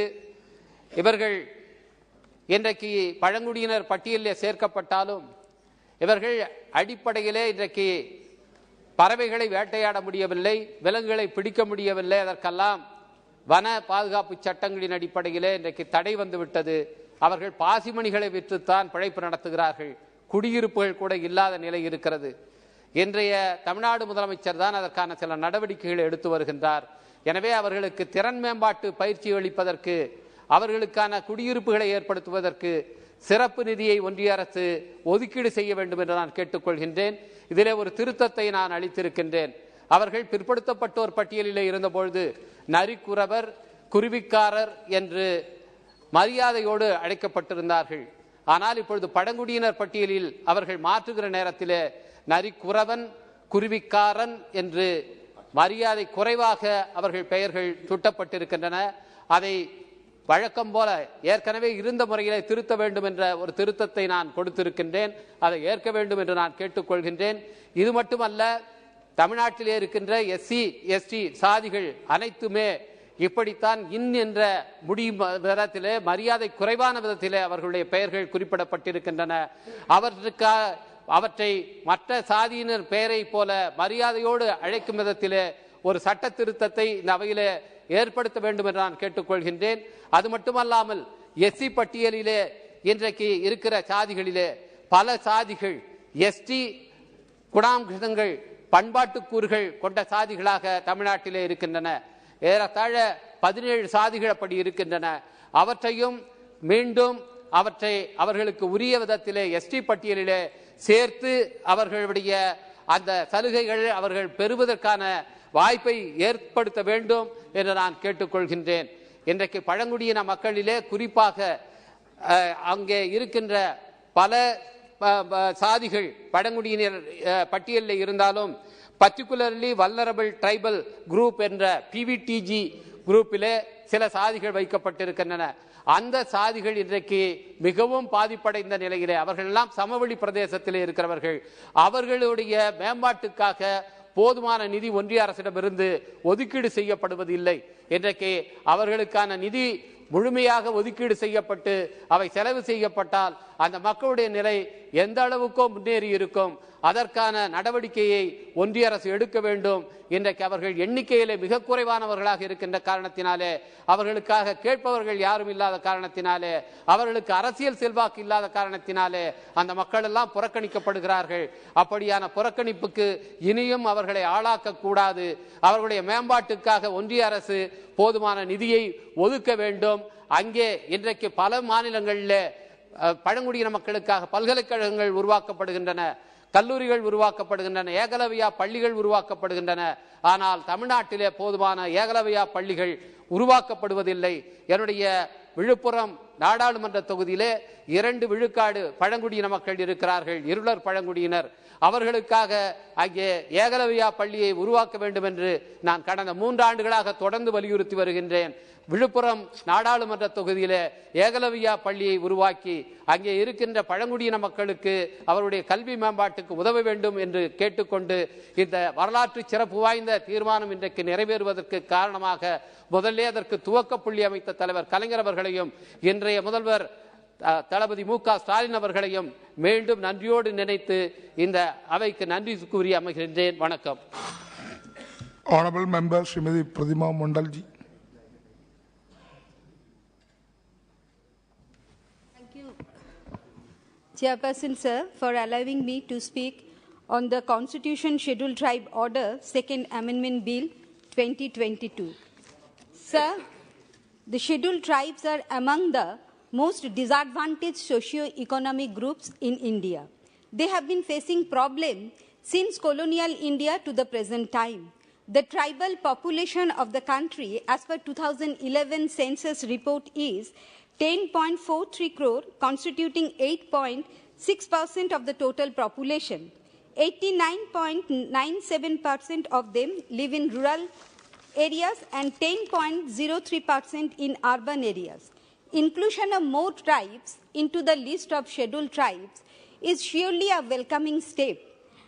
And for this, I would like to acknowledge the efforts and thank the researchers working in the sphere of the legislative procedure of the central government. But this is just step one. Inclusion is just the beginning. There is a long way that has to be covered to benefit the indigenous people in reality. Sir, the bill seeks to include Narikoravan and Kurivikkaran tribes of Tamil Nadu. Kuruvikkaran. Yes, yes. Tribes of Tamil Nadu into the list of scheduled tribes. This has been a much awaited step, and I support the decision of the government. Here I would like to put forth that the Narikoravarans are a semi-nomadic tribes originating in northern India before migrating south to Tamil Nadu about half a millennia ago. They have lived a dire poverty. And making and selling beads and small ornaments in the local market. The literacy level among these both these tribal groups have been extremely low, and due to lack of knowledge and extremely low income, the cycle of poverty is continuing generation after generation. Thus, the need of the hour is to provide the youth a platform for free education and skill development in order to help in their upliftment and better future. Sir, inequality is the most prominent disadvantage witnessed among the scheduled tribes of India. That too in every step, beginning from birth to reaching the pinnacle of careers. And at every step they face challenges. There is a lack of proper health center in areas inhabited by scheduled tribe, and thus there is a higher infant and maternal mortality rate amongst them. According to the paper titled Infant Mortality Among Scheduled Tribes in Central India, a concern by Mr. Arvind Varma and Mr. Kalyan Shaha, the infant mortality rate of India stands at 40 per 1,000 live births, whereas amongst ST population it stands at 84. This is horrifying picture. In states like Madhya Pradesh, Rajasthan, Chhattisgarh, the figure is beyond 100. So has the government looked at this disparity and tried to resolve the situation? I agree that an overnight change is not possible in this sphere, but in something like appointment by the governments, quick steps can obviously be taken. Thousands of posts are lying vacant in diverse branches, but ST and SC people are not employed. The amount allocated for their upliftment are lying either unutilized or diverted in other areas. And the member representing scheduled caste and scheduled tribe population in the Supreme Court of India is next to nil. So it seems that with every step forward, we are actually taking a long stride backward. These needs an immediate attention of the government, coupled with willingness to uplift this society. So, forest resources are one of the major resources of livelihood for the scheduled tribes. But due to government action, these are being taken away from them. As many as 150,000 applications for individual forest rights in a single state like Odisha have been rejected without any reason. So, not just that, the indigenous people have no say in the matter related to their forest right. The government has taken the matter solely in his own hand. Thus, changes brought about in laws and rules are harming the people instead of helping them. Sir, the Narikovarans share religious, cultural and political characteristics with many of the Roma groups in Europe, as they are traditionally the Narikovrans are hunters, as their name means fox or jackal hunters, but since hunting was outlawed in the country, these people have been pushed into depths of poverty. Due to this, education is a big problem of the community. Only a small number of children have the opportunity for education in the medium of their mother tongue. Again, majority of the students drop out of school. Please. Low-level school learning, children not only because of household or personal reason, but also because of lack of government's efforts. Thus, main thrust area again should be on spreading education. The vulnerability of the tribal community in India make them solely dependent on government services in order to lead a human life, thus making it imperative for a public policy shift.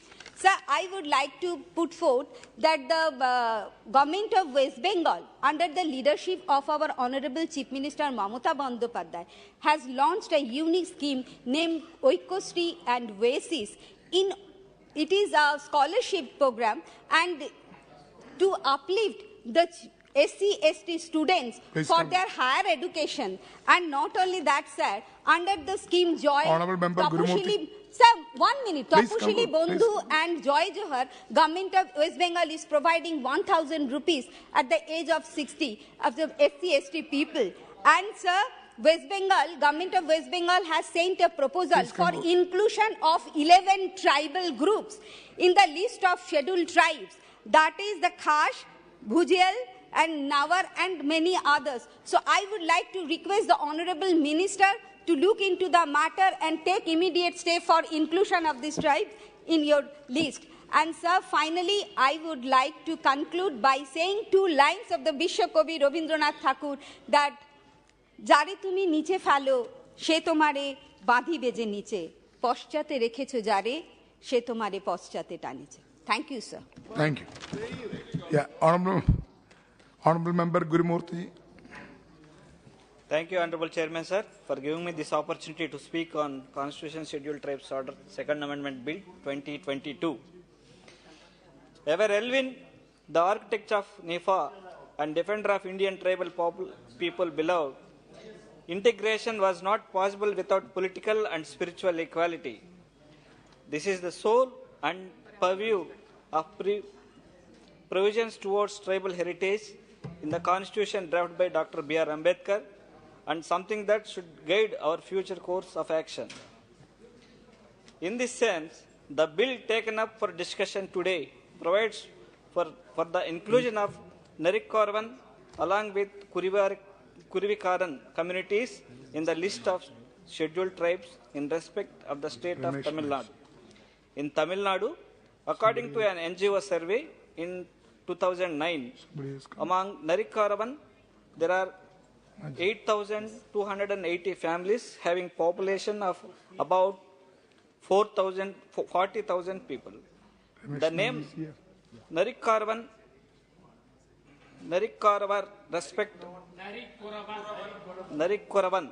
and Narikkorvar respect one and the same community. Kurivikaran is an additional colloquial name of this community in Tamil Nadu.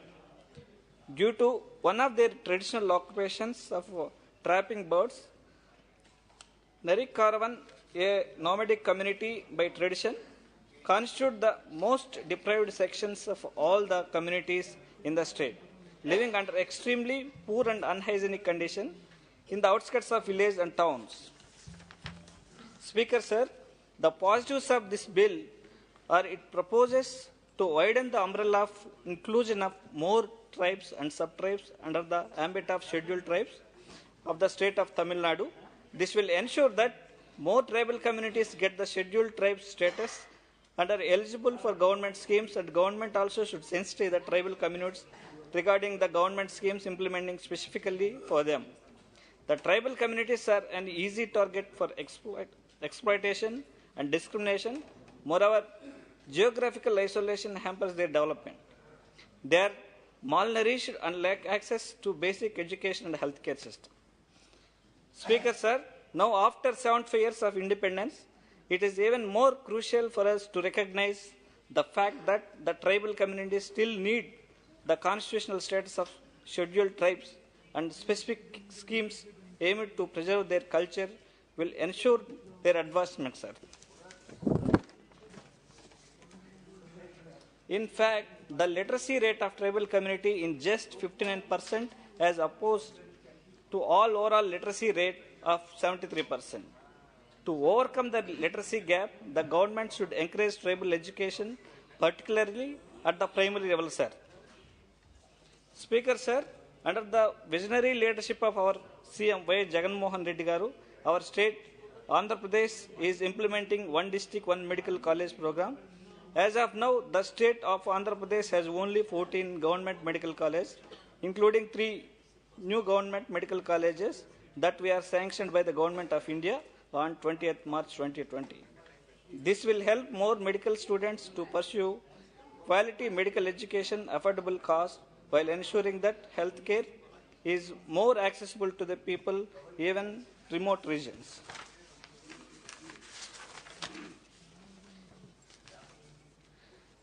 If the central government sanctions more medical colleges, more students can get better and more equitable access to quality medical education in tribal areas, sir.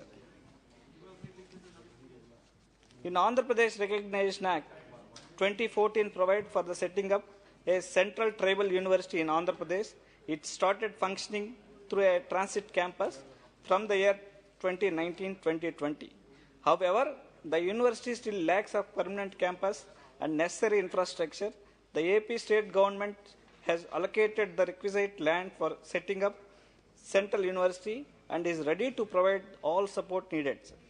I would take this opportunity to request the government to expedite the development works related to the Central Tribal University of Andhra Pradesh, sir. Speaker, sir, while conserving the forest in India, government should think about well-being of tribal communities residing in the reserve forest and in eco-sensitive zones for decades and depends exclusively on forest resources for a livelihood. For reference, the tribes living in my Tirupati parliamentary constituency, Pulicat eco-sensitive zone, were facing several challenges for their existence. The ESG's guidelines restricting developmental activities and failed to provide basic amenities to tribes, especially road connectivity, even though the state government took special interest for providing them road connectivity to give them access to emergency services like ambulances and fire services. Forest officials conveying that ESG guidelines won't permit such activities. Speaker, sir, I would like to conclude that YSR Congress Party will support this bill. I would request the Minister to address the issues raised by us and take our suggestions into account. Sir. Thank you, sir. Thank you. Honorable Member Shri Ramesh Maji. Ramesh. धन्यवाद chairman sir. आज the constitution schedule tribe order second amendment bill 2022 के ऊपर चर्चा हो रहा है. या Tamil Nadu state के बारे में डिस्कशन हो रहा है. मैं उड़ीसा से आ रहा हूँ एवं उड़ीसा के तरफ से 169 जो प्रपोजल है 1978 से आज तक उड़ीसा गवर्नमेंट नवीन पटनायक जी ने बहुत सारे प्रपोजल भेजे हैं गवर्नमेंट ऑफ इंडिया को. अभी तक वो प्रेसिडेंशियल ऑर्डर नहीं हो पा रहे हैं. मेरा निवेदन है कि इस बारे में गवर्नमेंट ऑफ इंडिया फिर से सोचना चाहिए. एक टास्क फोर्स गठित हुआ था 2014 में under the chairmanship of secretary tribal affairs, जिसमें 9 प्रपोजल जो उड़ीसा गवर्नमेंट के प्रायोरिटी केस में इंक्लूड करना था. और वो प्रपोजल आया था भंजपुरन, भगत, भोक्ता, दुर्वा, कलंज, नकसिया, पब, खंडायत भूया, तुमुड़िया, तामड़िया, चौपुआ कमार, कंधिया. मेरा संसदीय जो क्षेत्र है नवरंगपुर, वहाँ एक कोरापुट जिले के दुर्वा कम्युनिटी बहुत दिनों से रह रहे हैं। वो जनजाति का दर्जा उनको मिलना चाहिए, उनका बच्चे पढ़ाई कर नहीं पा रहे हैं। और मालकानगिरी जिला के कोंडारेड्डी एक संप्रदाय है, वो भी जनजाति के दर्जा के लिए उड़ीसा गवर्नमेंट ने रिकमेंड कर चुके हैं, अभी तक प्रेसिडेंशियल ऑर्डर नहीं हो पा रहे हैं।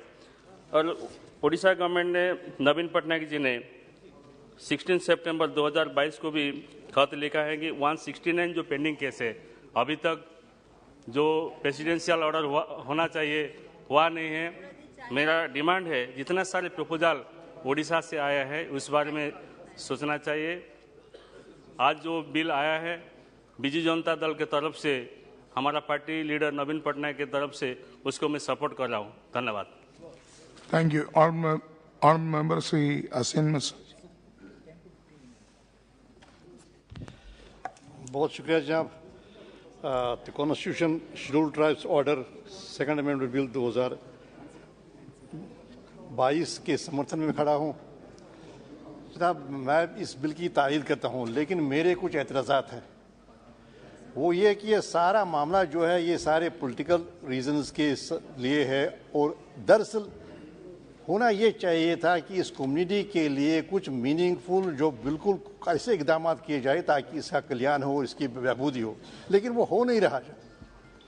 फ़कत एक जाति को, एक कम्युनिटी को इसमें शामिल करने से कोई हासिल होने वाली चीज़ नहीं हो। जैसा कि अगर आपका मकसद होता कि वाकई तौर पर इनकी कोई मदद होनी चाहिए थी, तो फिर आप प्री मैट्रिक स्कॉलरशिप में कटौती नहीं करते, फिर आप नेशनल स्कॉलरशिप में कटौती नहीं करते जो इस कम्युनिटी के लिए है। अब देखिए वास्तव में असल में क्या हो रहा है, असल में यह है कि प्रैक्टिकली कोई स्टेप्स नहीं लिए जा रहे हैं ताकि इसका कल्याण हो, इसकी बहबूदी हो और ये तरक्की की दौड़ में शामिल हो जाए। जनाब, फॉर हिस्टोरिकल रीजंस ये जो ऐसे जो कम्युनिटीज़ हैं वो तरक्की की दौड़ में शामिल नहीं हुए। अब देखिए जनाब, जम्मू कश्मीर की बात लीजिए। जम्मू कश्मीर में एक अच्छी खासी आबादी है गुजर बकरवाल की, जो माइग्रेट अपने लाइफ स्टाक के साथ जम्मू से श्रीनगर जाते हैं गर्मियों में और श्रीनगर से वापस जम्मू आते हैं सर्दियों में। उनके लिए कोई 1521 एक माइग्रेटरी पॉपुलेशन के लिए कुछ सीजनल टीचिंग सेंटर्स बनाए गए हैं, जिनके लिए 2217 के करीब ट्राइबल जो उनका स्टाफ है, और वो सिर्फ 6 महीने के लिए होता है। वो जब माइग्रेट हो जाते हैं तो वो जो सारे टीचर्स हैं, ट्राइबल टीचर्स जो हैं उन सेंटर्स के, उनकी छुट्टी की जाती है और 2007 से जनाब वो अपनी जो रेगुलराइजेशन है उसका इंतज़ार कर रहे हैं। और क्या तो यही इकदाम, अगर प्रैक्टिकली आप चाहते हैं कि कोई कल्याण हो, कोई बेहतरी हो, कोई बहबूदी हो, तो वेलफेयर हो, तो फिर ऐसे इकदाम कीजिए ना ताकि आप इनके लिए व्यवस्था करें तालीम की। इनके बच्चों के लिए वो हो नहीं रहा है। अब जनाब अभी तो बात ही नहीं हो रहा। जनाब जो ड्रॉप आउट स्टेट है, जैसा कि पहले कहा गया, सबसे ज़्यादा बच्चों की जो प्री प्राइमरी और प्री मिडिल लेवल पर है वो इन्हीं की है। अब जनाब हेल्थ केयर की बात देखिए, सबसे कम हेल्थ केयर इनके लिए जो हमारी माइग्रेटरी पॉपुलेशन है, जो एसटी पॉपुलेशन जम्मू कश्मीर में जो अपने लाइफ स्टाइल की, जो मैंने पहले ही गुजारिश की, उसके साथ जाती है एक प्रोविंस से दूसरे प्रोविंस में। अब जनाब समग्र शिक्षा अभियान के तहत ये जो मैंने कहा कि 1521 सेंटर बनाए गए, और जहाँ का स्टाफ आज भी, अब देखिए उन बच्चों की तालीम मुतासिर हो, कोई कमिटमेंट नहीं रही उस स्टाफ की, तो मंत्री जी को चाहिए ये कि प्रयास करें ताकि उनकी नौकरी पक्की हो जाए। और ये जो योजना जो है, ये जो स्कीम है, इसमें इसको पूरी तरह से बिल्कुल मुस्तहकम किया जाए। अब जनाब बात यह है कि हम कल्याण की बात करते हैं। पिछले साल ही जम्मू डेवलपमेंट अथॉरिटी ने सुबह सवेरे जनाब एक बस्ती पर दावा बोल दिया रूपनगर एरिया में, ताकि क्योंकि आप चाहते नहीं कि वन से जंगल से बाहर आ जाए, इनका कोई वहाँ पर कोई टाउन के पेरिफेरी में कोई बस्ती हो, और सुबह सवेरे ये सारी डिमोलिश की, और अभी तक मुझे नहीं लगता कि उसकी रिहेबिलिटेशन का कोई प्रयास किया गया। अब जनाब जो लिटरेसी रेट है सबसे कम है, और ख़ासकर गर्ल चाइल्ड की लिटरेसी के लिए कोई कदम नहीं उठाए जा रहे हैं। जनाब चाइल्ड मोर्टलिटी सबसे ज़्यादा है, स्टारवेशन डेथ सबसे ज़्यादा है, और अनीमिया जो है जनाब सबसे ज़्यादा जो हमारी जो हमारी एसटी कम्युनिटी के ताल्लुक रहती है, उनका ही सबसे ज़्यादा वहाँ ही चुनौती है, वहाँ ही सबसे ज़्यादा मसाइल है। इस मैं वेलकम करता हूँ। ये सही है कि आपने और कम्युनिटी को एक सर्वे के बाद ये आपने ये प्रयास किया कि उनको शामिल करें, लेकिन इतना ही काफी नहीं है। इसको मीनिंगफुल बनाने के लिए मीनिंगफुल स्टेप्स चाहिए। और जैसा कि मैंने गुजारिश की मिनिस्टर साहब से, और जम्मू कश्मीर में जो ये हैबिटेशन की बात करें और दूसरी बात है वो उनको परमानेंट बनाने की बात करें, वही एक मीनिंगफुल होगा। वरना क्या मकसद है, आप सियासी और पॉलिटिकल रीजन आप इसको शामिल करते हैं और उसके बाद उसके कल्याण के लिए कोई कुछ करता ही नहीं। बहुत शुक्रिया। Thank you. Honourable member Shrimati Supriya Sule ji. I stand here to support this bill today, sir. In a nutshell, the objects and the reasons of this bill, it says the Article 342 of the Scheduled Tribes, where the President may respect any state or union territory where the state, after consultations with the governor, would specify that the tribes and tribal communities as a part of groups within the tribal communities, which shall, by the purpose of Constitution, be deemed to be scheduled tribes.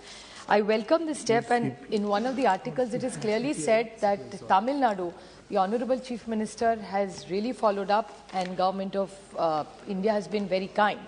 Let me go back a little bit in time, because sir, what has happened कि जिस राज्य से मैं आती हूँ, कई सालों से वहाँ 3-4 मांगे हो रही है। एक तो धनगर समाज की बड़ी मांग है कि उनको ट्राइब में धनगर, महाराष्ट्र मराठी में धनगर कहते हैं, नॉर्थ में उसी को धनगढ़ कहते हैं। So it is only a pronunciation thing. Dhangar हमारे यहाँ मराठी में कहते हैं, दिल्ली में धनगढ़ कहते हैं, नॉर्थ में कहते हैं। तो हमारी बहुत सालों से मांग है कि धनगढ़ और धनगढ़ एक ही है, तो इनको इसमें इंक्लूड किया जाए। ये महाराष्ट्र की बहुत दिनों से मांग है। उसी हिसाब से मराठा समाज हो, मुस्लिम समाज हो, लिंगायत समाज हो, बहुत सारे आरक्षणों में बदलाव की मांग बहुत सालों से हो रही है। मराठा आरक्षण का भी एक बहुत बड़े आंदोलन महाराष्ट्र में खड़ा रहा, धनगर समाज का बहुत बड़ा आंदोलन महाराष्ट्र में खड़ा हुआ। और आपको सर याद होगा कि 2013 में जब हमारी सरकार यहाँ भी थी और केंद्र महाराष्ट्र में भी थी, एक बड़ा आंदोलन चला था। और उसके बाद भारतीय जनता पक्ष के वरिष्ठ नेता है, महाराष्ट्र में युवा नेता है, जो बाद में 14 साल में सीएम बने, उन्होंने कहा था कि जब हमारी भारतीय जनता पार्टी की सरकार आएगी तो पहले कैबिनेट में हम धनगर समाज को आरक्षण दे देंगे जो ट्राइब वाला चाहिए। 2014 की बात मैं कह रही हूँ सर।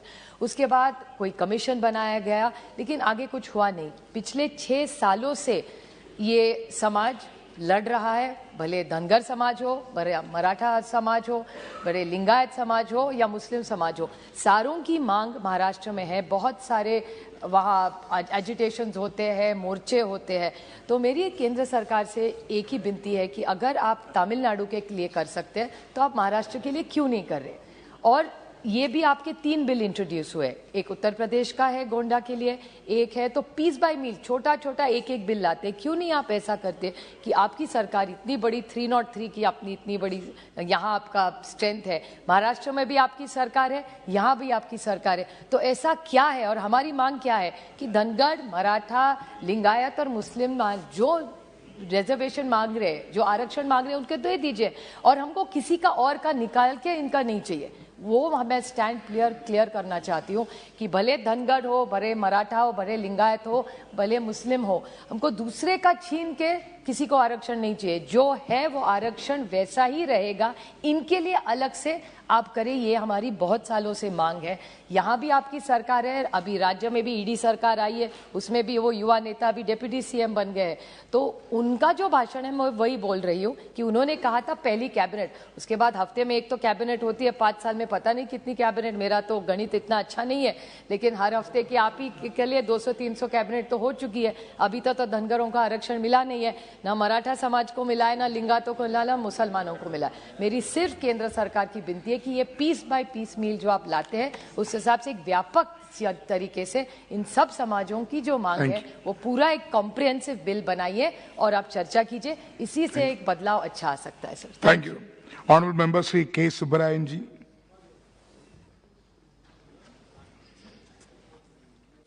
ஸ்பீக்கர் சார் வணக்கம். இந்த பில்லை நான் வரவேற்கிறேன், ஆதரிக்கிறேன். இதில் எனக்கு முன்னர் பேசிய மாண்புமிகு உறுப்பினர் ரவிக்குமார் முன்மொழிந்த அந்த திருத்தத்தை நானும் வழிமொழிகிறேன். ஏனென்றால் ஆங்கிலத்தில் என் என்று முடிகிற போது ஒரு இழிவான சொல்லாக அது அர்த்தப்படுத்தப்படுகிறது. அது ஆர் என்று மாற்றப்பட்டால் அந்த இழிவு நீங்கிவிடும். எனவே நரி குறவன் என்று இருப்பதை குறவர் என்று மாற்ற வேண்டும். அது மிக மிக முக்கியமான மிக மிக நியாயமான ஒரு கோரிக்கையாகும். அந்த கோரிக்கையை நானும் தங்கள் மூலமாக வழிமொழிகிறேன். அடுத்து நான் குறிப்பிட விரும்புவது ஜெயக்குமார் அவர்கள் குறிப்பிட்டதையும் நான் குறிப்பிட விரும்புகிறேன். மாண்புமிகு உறுப்பினர் ஜெயக்குமார் அவர்கள் நான் முன்னர் சொன்ன சர்க்குலேட் ஆகியிருக்கிறது. அதுவும் நம்முடைய எஸ்டி அமைச்சரகத்திலிருந்து ஒரு சர்க்குலர் ப்ரீ மெட்ரிக் ஸ்காலர்ஷிப்பை பழங்குடி மக்களுக்கு நிறுத்திவிட வேண்டும் என்று போட்டிருப்பது தவறிலும் மிகப்பெரிய தவறாகும். அந்த தவறை திரும்ப பெற வேண்டும் என்றும் இந்த நேரத்தில் நான் வற்புறுத்துகிறேன். அடுத்து கடந்த ஆண்டு ஏப்ரல் மாதம் இதே மாதிரி ஒரு சட்ட முன்வடிவை மாண்புமிகு அமைச்சர் அவர்கள் முன்மொழிந்த போது நான் குறிப்பிட்டேன், நரிக்குறவர் பழங்குடியின பட்டியலில் சேர்க்கப்பட வேண்டும் என்பதோடு தமிழ்நாட்டில் மலையாளி என்ற ஒரு இனம் இருக்கிறது. மலையாளி என்ற ஒரு இனம் தமிழ்நாட்டில் 14 மாவட்டங்களுக்கு மேல் இருக்கிறார்கள். பழங்குடி மக்கள் 12 மாவட்டங்களில் அவர்கள் எஸ்டி என்று அங்கீகரித்திருக்கிறது அரசு. ஆனால் ஒரே ஒரு மாவட்டத்தில் மட்டும், ஈரோடு மாவட்டத்தில் மட்டும் அதே மலையாளி மக்கள் பழங்குடி பட்டியலில் சேர்க்கப்படவில்லை. இது ஒரு அப்பட்டமான அநீதி. இந்த அநீதி களையப்பட வேண்டும் என்று நான் கடந்த ஏப்ரல் மாதமே பேசினேன், இதே அவையில் பேசினேன், அமைச்சரின் கவனத்திற்கும் கொண்டு வந்தேன். ஆனால் அது களையப்படவில்லை. எனக்கு ஒரு கடிதத்தை அமைச்சர் அனுப்பினார்கள். மாநில அரசிலிருந்து பரிந்துரை வந்தால் அது பரிசீலிக்கப்படும் என்று அறிவித்தார்கள். நான் மாண்புமிகு முதலமைச்சர் மு.க. ஸ்டாலின் அவர்களை நேரிலே சந்தித்து இவற்றை கொடுத்து பரிந்துரை அனுப்ப சொல்லி பரிந்துரையும் அனுப்பப்பட்டு விட்டதாக மாநில அரசு தெரிவித்திருக்கிறது. பின்னரே இந்த திருத்த பட்டியலில் நரிக்குறவா குருவிக்காரர் என்ற பட்டியலோடு மலையாளி என்ற எஸ்டி மாநிலத்தின் எல்லா பகுதிகளிலும் ஏற்கப்பட்டதை ஈரோடு மாவட்டத்திலும் ஏற்க வேண்டும் என்று வலியுறுத்த வேண்டும் என்று கேட்டுக்கொள்கிறேன். அந்த திருத்தத்தையும் அமைச்சர் அவர்கள் பட்ஜெட் தொடரிலாவது முன்மொழிய வேண்டும், அல்லது இந்த இடைப்பட்ட காலத்திலாவது முன்மொழிந்து அது அந்த தவறை திருத்த வேண்டும் என்று கேட்டுக்கொள்கிறேன். Please conclude. Please conclude. Within a minute, I will conclude. Okay, please. Sir, நிறைவாக நான் குறிப்பிட விரும்புவது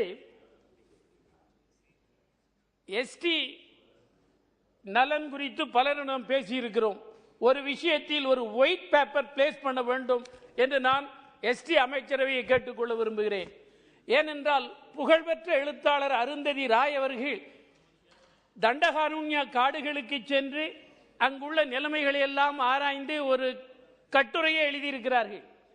அந்த கட்டுரையில் ஏறத்தாழ 600க்கும் மேற்பட்ட கிராமங்களில் இருந்து பல நூற்றாண்டு காலம் வாழ்ந்து வந்த அந்த கிராமங்களில் இருந்து அவர்களை வேதாந்தா கம்பெனியினுடைய அடியாட்கள் வெளியேற்றி விட்டார்கள் என்று குறிப்பிடப்பட்டிருக்கிறது. அப்படி வெளியேற்றப்பட்டிருப்பது ஒரு பழங்குடியின பெண் பிரதிநிதி குடியரசுத் தலைவராக இருக்கிற போது அந்த அநீதி நடப்பது தவிர்க்கப்பட்டிருக்க வேண்டும். மட்டுமல்ல, நடந்ததை திருத்த வேண்டும். எனவே மாண்புமிகு அமைச்சர் அவர்கள் எவ்வளவு கிராமங்களில் இருந்து அவர்கள் வெளியேற்றப்பட்டார்களோ அதே கிராமங்களில் அவர்களை குடியமர்த்த உரிய நடவடிக்கை மேற்கொள்ள வேண்டும் என்றும் இந்திய கம்யூனிஸ்ட் கட்சியின் சார்பில் கேட்டு முடித்துக் கொள்கிறேன். Thank you. Honorable Member Sri V.K. Srikandan.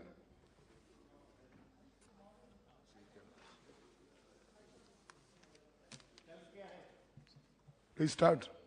Respected Speaker, sir, I thank you very much for allowing me to participate in a bill titled the Constitution Scheduled Tribes Order Second Amendment Bill 2022 concerning scheduled tribes, and it is a welcome steps to expanding the list of scheduled tribes.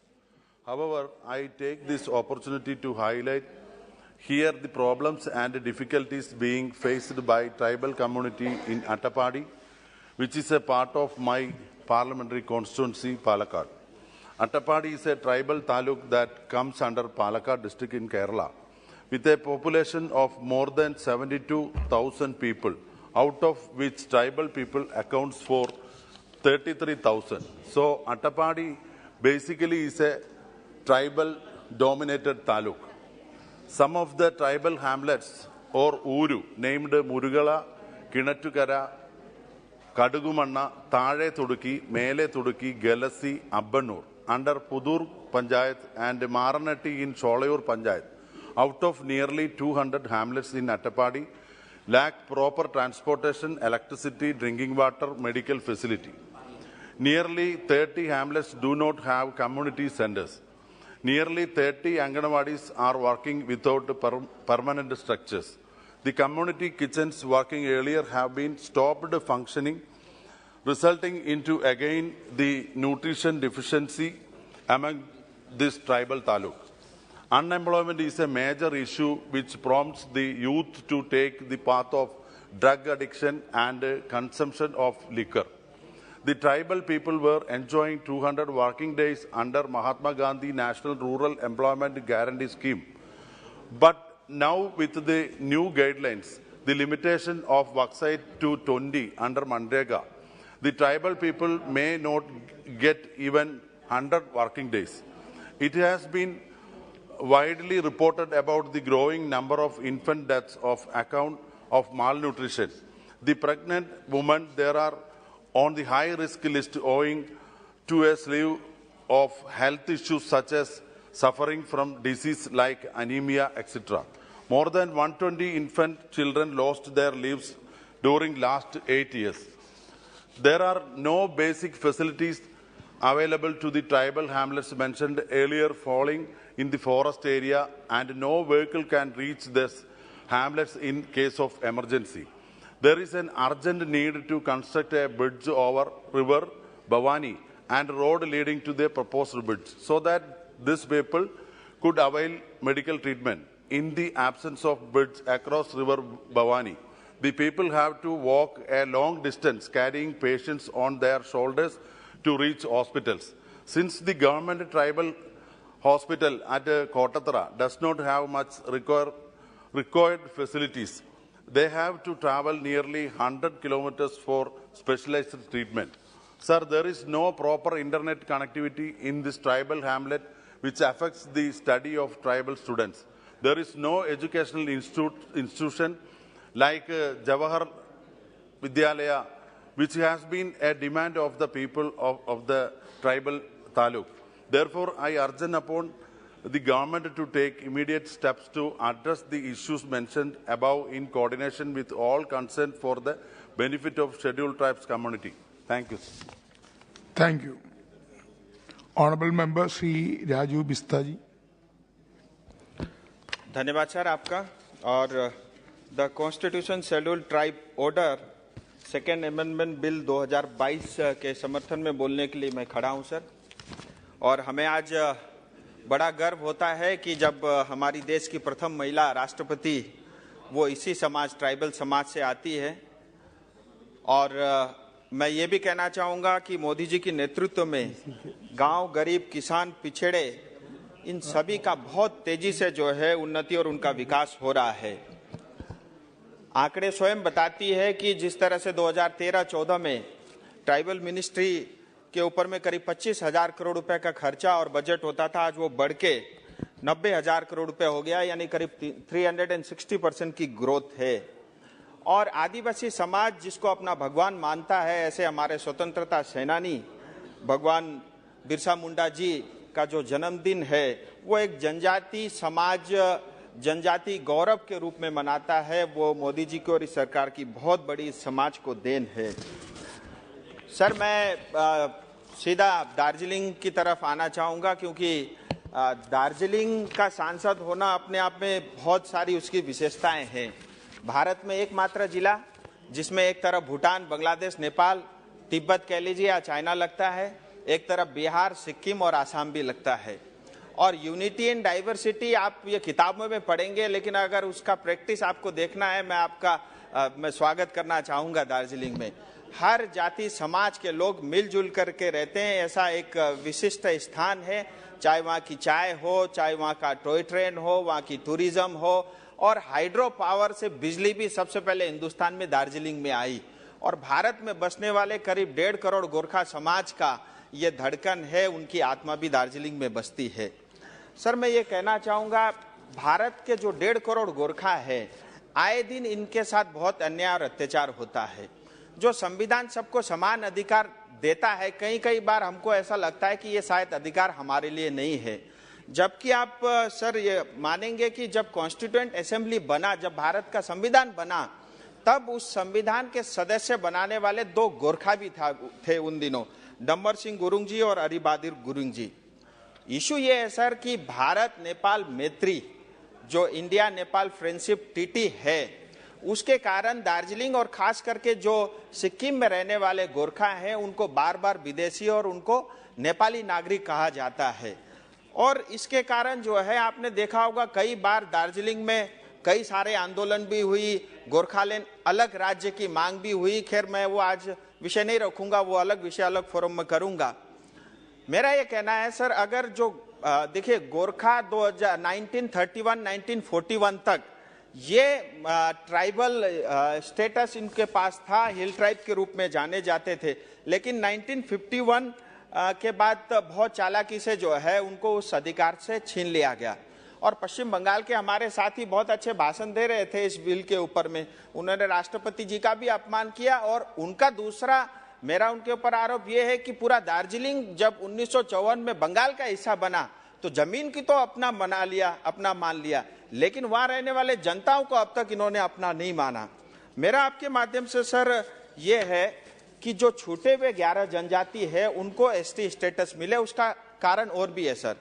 FRA act 2006 Darjeeling में लागू नहीं है। दार्जिलिंग में ज्यादातर लोग जो है चाय बागान में काम करते हैं, उनके पास पट्टा नहीं है, 200 साल से है। और वहां की स्टेट की सरकार आज जो है घुसपैठी करके जो अलग अलग देशों से आते हैं उनको उन चाय बागान में बसा करके वहां से गोरखाओं को भगाने का एक बहुत बड़ा षड्यंत्र चल रहा है। अगर हम गोरखाओं को ये एसटी स्टेटस देते हैं सर, उनकी जो बहुत बड़ी समस्या है, उनको बार बार ये जो विदेशी का लांछना लगता है उससे उनको मुक्ति मिलेगी। और लेप्चा, धुपका, भूटिया, योलमा, शेरपा, लिंबू, तामांग ये ऑलरेडी एसटी में है। लिंबू और तामांग को तो 2003 में एसटी का स्टेटस उनको मिला है, यानी 2003 अटल जी के समय में। आज मगर, राई, सुनुवार, याखा, गुरुंग, नेवार, खस, धीमाल, धामी, भुजेल ऐसे 11 जनजातियां उस स्टेटस से छूटी हुई है। और ये हम उनको देते हैं, मैं तो ये कहता हूं कि ये उनके बच्चों को एडमिशन मिले इसके लिए नहीं है, लेकिन उनके ऊपर में जो विदेशी होने का ये जो बार बार लांछना लगता है, कास्ट सर्टिफिकेट बनाने जाओ तो भी कहते हैं विदेशी हो, पासपोर्ट बनाने जाओ तो वो अधिकारी आके इतना तंग करते हैं, वो कहते हैं आप नेपाल से हो, वोटर आईडी कार्ड बनाने जाओ तो भी यही समस्या। तो ये एक जो 11 जनजातियां हैं, अगर हम उनको एसटी स्टेटस दे देते हैं तो इनका बहुत एक बड़ी समस्या का हल होगा। और मैं भारत सरकार से आग्रह करना चाहूंगा, मैं स्वयं मंत्री जी से कई बार मिला हूं और भारत सरकार ने भी प्रयास किया है, कई बार कमेटियां भी बनी है और कमेटियों में जो है उनको लेकर के मतलब काफी अच्छी बातें भी लिखी गई है। अब मैं ये चाहता हूं इसमें ज्यादा देरी नहीं हो और जल्द से जल्द उनको ये अधिकार मिले। मैं आपके माध्यम से भारत सरकार से यही निवेदन करना चाहूंगा। आपने मुझे बोलने का समय दिया, इसके लिए बहुत बहुत धन्यवाद। ऑनरेबल मेंबर श्री अनिवाल बेनीवाल जी। सबसे पहले तो मैं आपको धन्यवाद दूंगा कि आपने आज संविधान अनुसूचित जनजातियां आदेश नूतन संशोधन विधेयक 2022 पर जो चर्चा हो रही है उस पर मुझे बोलने का अवसर दिया। सौद महोदय, न्यायिक नियुक्तियों में आरक्षण वर्तमान में जिला न्यायपालिका उच्च और निम्न के लिए लागू है। इसमें अधीनस्थ अदालतों को मजबूत किया और विविधता का विस्तार हुआ, लेकिन वर्तमान में उच्च न्यायालय और सर्वोच्च न्यायालय के न्यायाधीशों की नियुक्ति में कोई आरक्षण की व्यवस्था नहीं है। उच्च न्यायालय के अधिवक्ताओं जिला न्यायाधीशों को बिना किसी आरक्षण के उच्च न्यायालय में पदोन्नत किया जाता है। इसी तरह उच्च न्यायालय के न्यायाधीश और सर्वोच्च न्यायालय के अधिवक्ताओं को सर्वोच्च न्यायालय के न्यायाधीश के रूप में बिना किसी आरक्षण के पदोन्नत किया जाता है। यही कारण है कि आज भी पिछड़े वर्गों यानी SC, ST और OBC को लगता है कि संवैधानिक न्यायालयों की नीतियों और न्याय शास्त्र में उनकी आवाज़ अनसुनी रहती है। वे संवैधानिक न्यायालयों के न्यायाधीशों के बीच प्रत्युत्तर को हमारे लोकतांत्रिक संविधान के कामकाज को सबसे बड़ी विफलताओं में से एक मानते हैं। सभा महोदय, उच्च न्यायालय और सर्वोच्च न्यायालय के न्यायाधीशों की नियुक्ति में SC, ST और OBC समुदाय के लिए आरक्षण की संरचनात्मक भेदभाव, बहिष्कार से उत्पन्न होने वाले सामाजिक आशय के समुदायों की पर्याप्त प्रतिनिधित्व की कमी को दूर किया जा सकता है। वैधानिक न्यायालयों में पिछड़े वर्गों, अनुसूचित जातियों, अनुसूचित जनजातियों, धार्मिक अल्पसंख्यकों के समुदायों के लिए पर्याप्त प्रतिनिधित्व मिले, इसके लिए राष्ट्रीय न्यायिक आयोग का गठन के लिए एक नए कानून के अंतर्गत आरक्षण देकर पात्र उम्मीदवारों की उम्मीदवारी पर विचार किया जाए। सभा महोदय, सुप्रीम कोर्ट की 5 सदस्यीय संविधान पीठ का एक निर्णय गत 7 नवंबर 2022 को आया, जिसमें संसद में बहुमत से पारित आर्थिक आधार पर सवर्ण गरीबों के लिए गए फैसले पर वैधता की मुहर लगाई। सुप्रीम कोर्ट के निर्णय ने पिछड़े वर्गों के लिए बहुत सारी संभावना अवसर के द्वार भी खोल दिए। आज इंदिरा साहनी जजमेंट अप्रासंगिक बनकर रह गया और पहले की तरह आरक्षण की पूर्व निर्धारित 50% की सीलिंग टूट गई। मेरी मांग है कि मंडल कमीशन ने अपनी रिपोर्ट में OBC की आबादी 52% तय की थी तथा OBC के लिए समानुपातिक आरक्षण की अनुशंसा की, लेकिन इस समूह को 27% ही आरक्षण दिया गया क्योंकि सीलिंग का मामला था। सुप्रीम कोर्ट का आदेश था, अब जबकि सीलिंग की सीमा टूट गई है तो हर वर्ग समूह को उनकी जनसंख्या के अनुपात में उनके लिए आरक्षण का प्रतिशत बढ़ाया जाना चाहिए।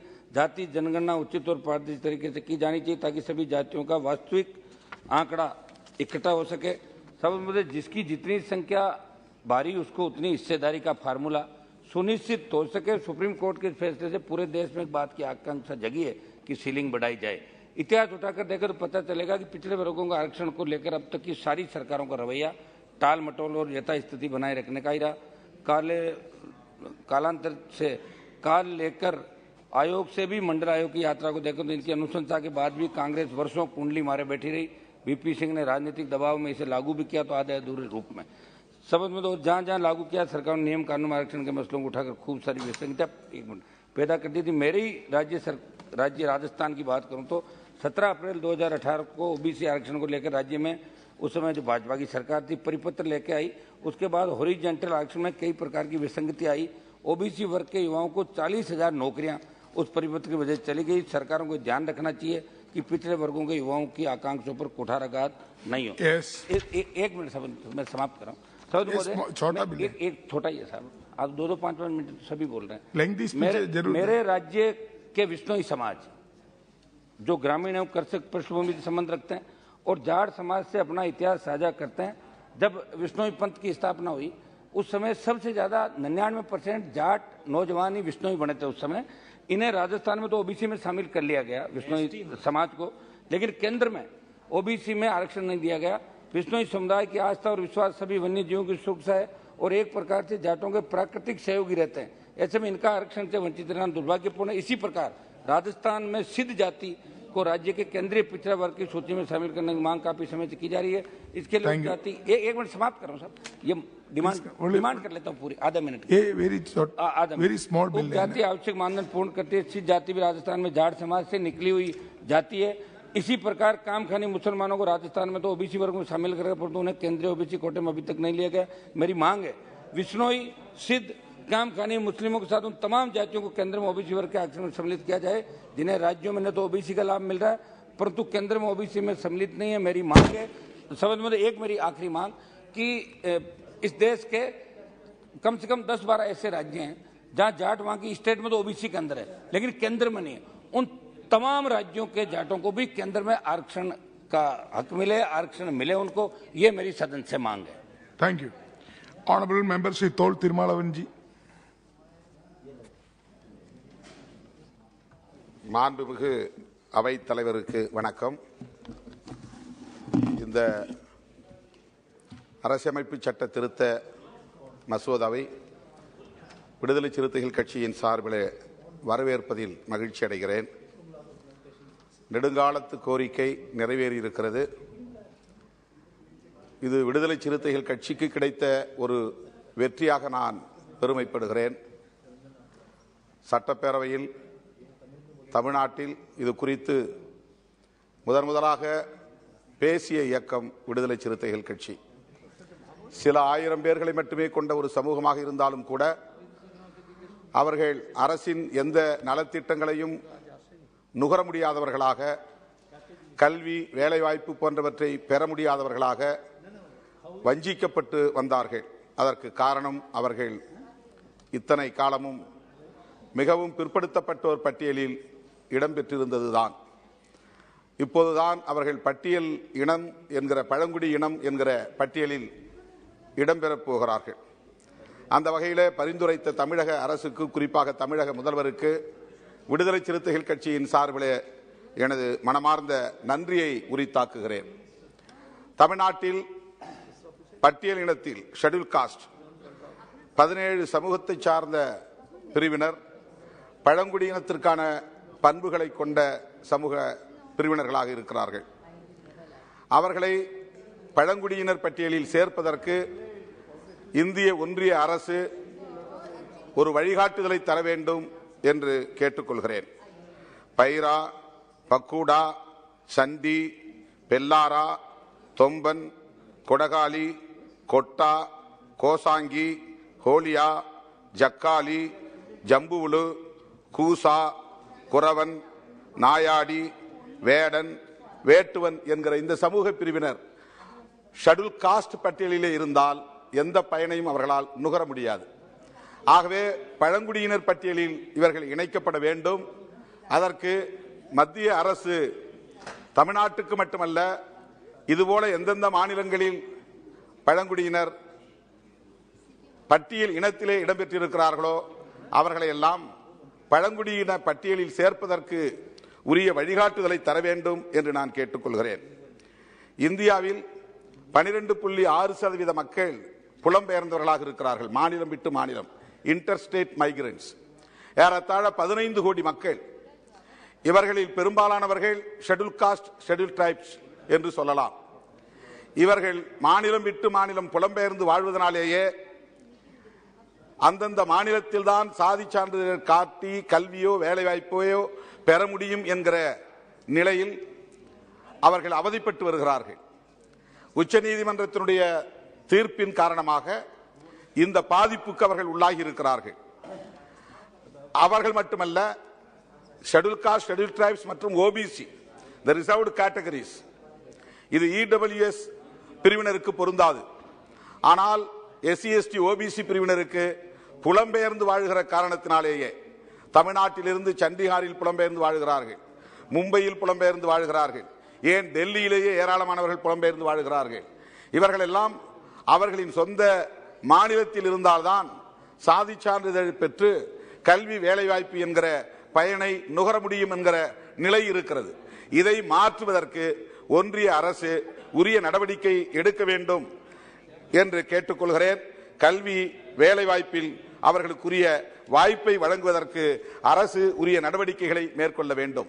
2011ஆம் ஆண்டு மக்கள் தொகை கணக்கெடுப்பின்படி அகில இந்திய அளவில் ஷெட்யூல் காஸ்ட் மக்கள் தொகை என்பது 17% உயர்ந்திருக்கிறது. அதேபோல ஷெட்யூல் டிரைப்ஸ் பழங்குடியினருடைய மக்கள் தொகை என்பது 9% உயர்ந்திருக்கிறது. ஆக அந்த மக்கள் தொகை அடிப்படையிலே அவர்களுக்கான இடஒதுக்கீட்டை உயர்த்துவதற்கு ஒன்றிய அரசு உரிய நடவடிக்கைகளை மேற்கொள்ள வேண்டும் என்று நான் கேட்டுக்கொள்கிறேன். பழங்குடியின மக்கள் இன்றைக்கு வனப்பொருட்களுக்கு முன்னுரிமையற்றவர்களாக இருக்கிறார்கள். வனம் இந்திய ஒன்றிய அரசால் பாதுகாக்கப்படுகிறது என்கிற பெயரால் பழங்குடியின மக்களை அங்கிருந்து வெளியேற்றி அதை கார்ப்பரேட்டுகளுக்கு தாரை வார்த்து கொடுக்கக்கூடிய நிலை இருக்கிறது. இது மிகப்பெரிய அநீதியாகும். ஆகவே அந்தந்த பகுதிகளில் வாழக்கூடிய மக்கள் உற்பத்தி செய்யக்கூடிய வன பொருட்களுக்கு, உற்பத்தி பொருட்களுக்கு அவர்களுக்கே முற்றுரிமை வழங்க வேண்டும். அதில் கார்ப்பரேட்டுகளின் தலையீடு கூடாது. அதற்கேற்ப அரசு சட்டம் கொண்டு வர வேண்டும் என்பதையும் நான் வலியுறுத்துகிறேன். மேலும் இந்த ப்ரீ மெட்ரிக் ஸ்காலர்ஷிப் என்பது மிக முக்கியமான ஒரு பிரச்சனை. மாண்புமிகு அமைச்சர் அவர்கள் இது குறித்து உடனடியாக ஒரு தீர்வை காண வேண்டும். அந்த பள்ளி மாணவர்களின் வயிற்றில் அடித்த இந்த செயற்பாட்டை நான் மிக வன்மையாக கண்டிக்கிறேன். பல கோடிகளை, பல ஆயிரம் கோடிகளை பல லட்சம் கோடிகளை கூட நாம் விரயம் செய்கிறோம். கடனுதவி என்கிற பெயரால் யார் யாரோ கடனை வாங்கி கொண்டு திருப்பி செலுத்தாமல் அதை தள்ளுபடி செய்யும் நிலையை பார்க்கிறோம். ஆனால் ஏழை எளிய குடும்பத்தை சார்ந்த பழங்குடி மாணவர்கள், பள்ளிக்கு செல்லும் மாணவர்கள் பயன்பெறக்கூடிய இந்த கல்வி உதவித்தொகையை நிறுத்தியது மிகப்பெரிய அநீதி என்பதை நான் சுட்டிக்காட்ட கடமைப்பட்டிருக்கிறேன். எனவே மீண்டும் அவர்களுக்கு அந்த உதவித்தொகையை வழங்குவதற்குரிய நடவடிக்கைகளை மேற்கொள்ள வேண்டும் என்று கேட்டு வாய்ப்புக்கு நன்றி கூறி அமர்கிறேன். நன்றி, வணக்கம். Thank you. Honorable Member Shri P. Ravindranath. Sir, thank you, Chairperson, sir, for providing me this opportunity to express my views on the Constitution Scheduled Tribes Order, Second Amendment Bill 2022. Sir, I have already made a request to the government to include this Narikuravas in the Scheduled Tribe list of the Central on this August House on 5th April 2022. At this juncture, I thank our Honorable Prime Minister Sri Narendra Modi ji and Honorable Minister of Tribal Affairs Sri Arjun Munda ji for accepting our Tamil Nadu long-lasting demand and my request and for considering and passing this bill. Sir, I would also like to recall that it was AIADMK that has been vociferous in backing the rightful demand of former chief ministers. के लिए 10-15 हजार रुपया pocket से खर्चा करना पड़ता है। मुझे लगता है असम गवर्नमेंट ने जो ऑनलाइन सिस्टम बना दिया सर्टिफिकेट के लिए, ऐसा अगर सिस्टम देश में फॉलो किया जाए तो भी मुझे लगता है यही दिक्कत खत्म हो जाएगा। और सर मैंने बोला ही है, हमने जब सारा आदिवासी एरिया में घूमा है तो भी पता चला लोग कितना मुश्किल में जी रहे हैं। हमारा गवर्नमेंट के पास बहुत सारा ऐसा स्कीम्स है आदिवासी के लिए, लेकिन वो धरातल में नहीं है। तो मेरा मिनिस्टर जी से वही आग्रह है हमारे स्पीकर महोदय के जरिए, जो आदिवासी के लिए जितना सारा स्कीम प्रोजेक्ट है वो 100% इंप्लीमेंटेशन हो, उसमें करप्शन ना हो, ऐसा बंदोबस्त होना चाहिए। और जो छत्तीसगढ़ में हाल ही जो सिस्टम हुआ है उसके लिए जरूर पहल करना चाहिए, गवर्नमेंट को दिशा निर्देश देना चाहिए। और हमारा जो लास्ट उम्मीद है ये पार्लियामेंट का, उसको खरा उतरना है। Thank you so much sir. सभा की कार्रवाई गुरुवार दिनांक 15 दिसंबर 2022 को प्राप्त 11 बजे तक के लिए स्थगित की जाती है।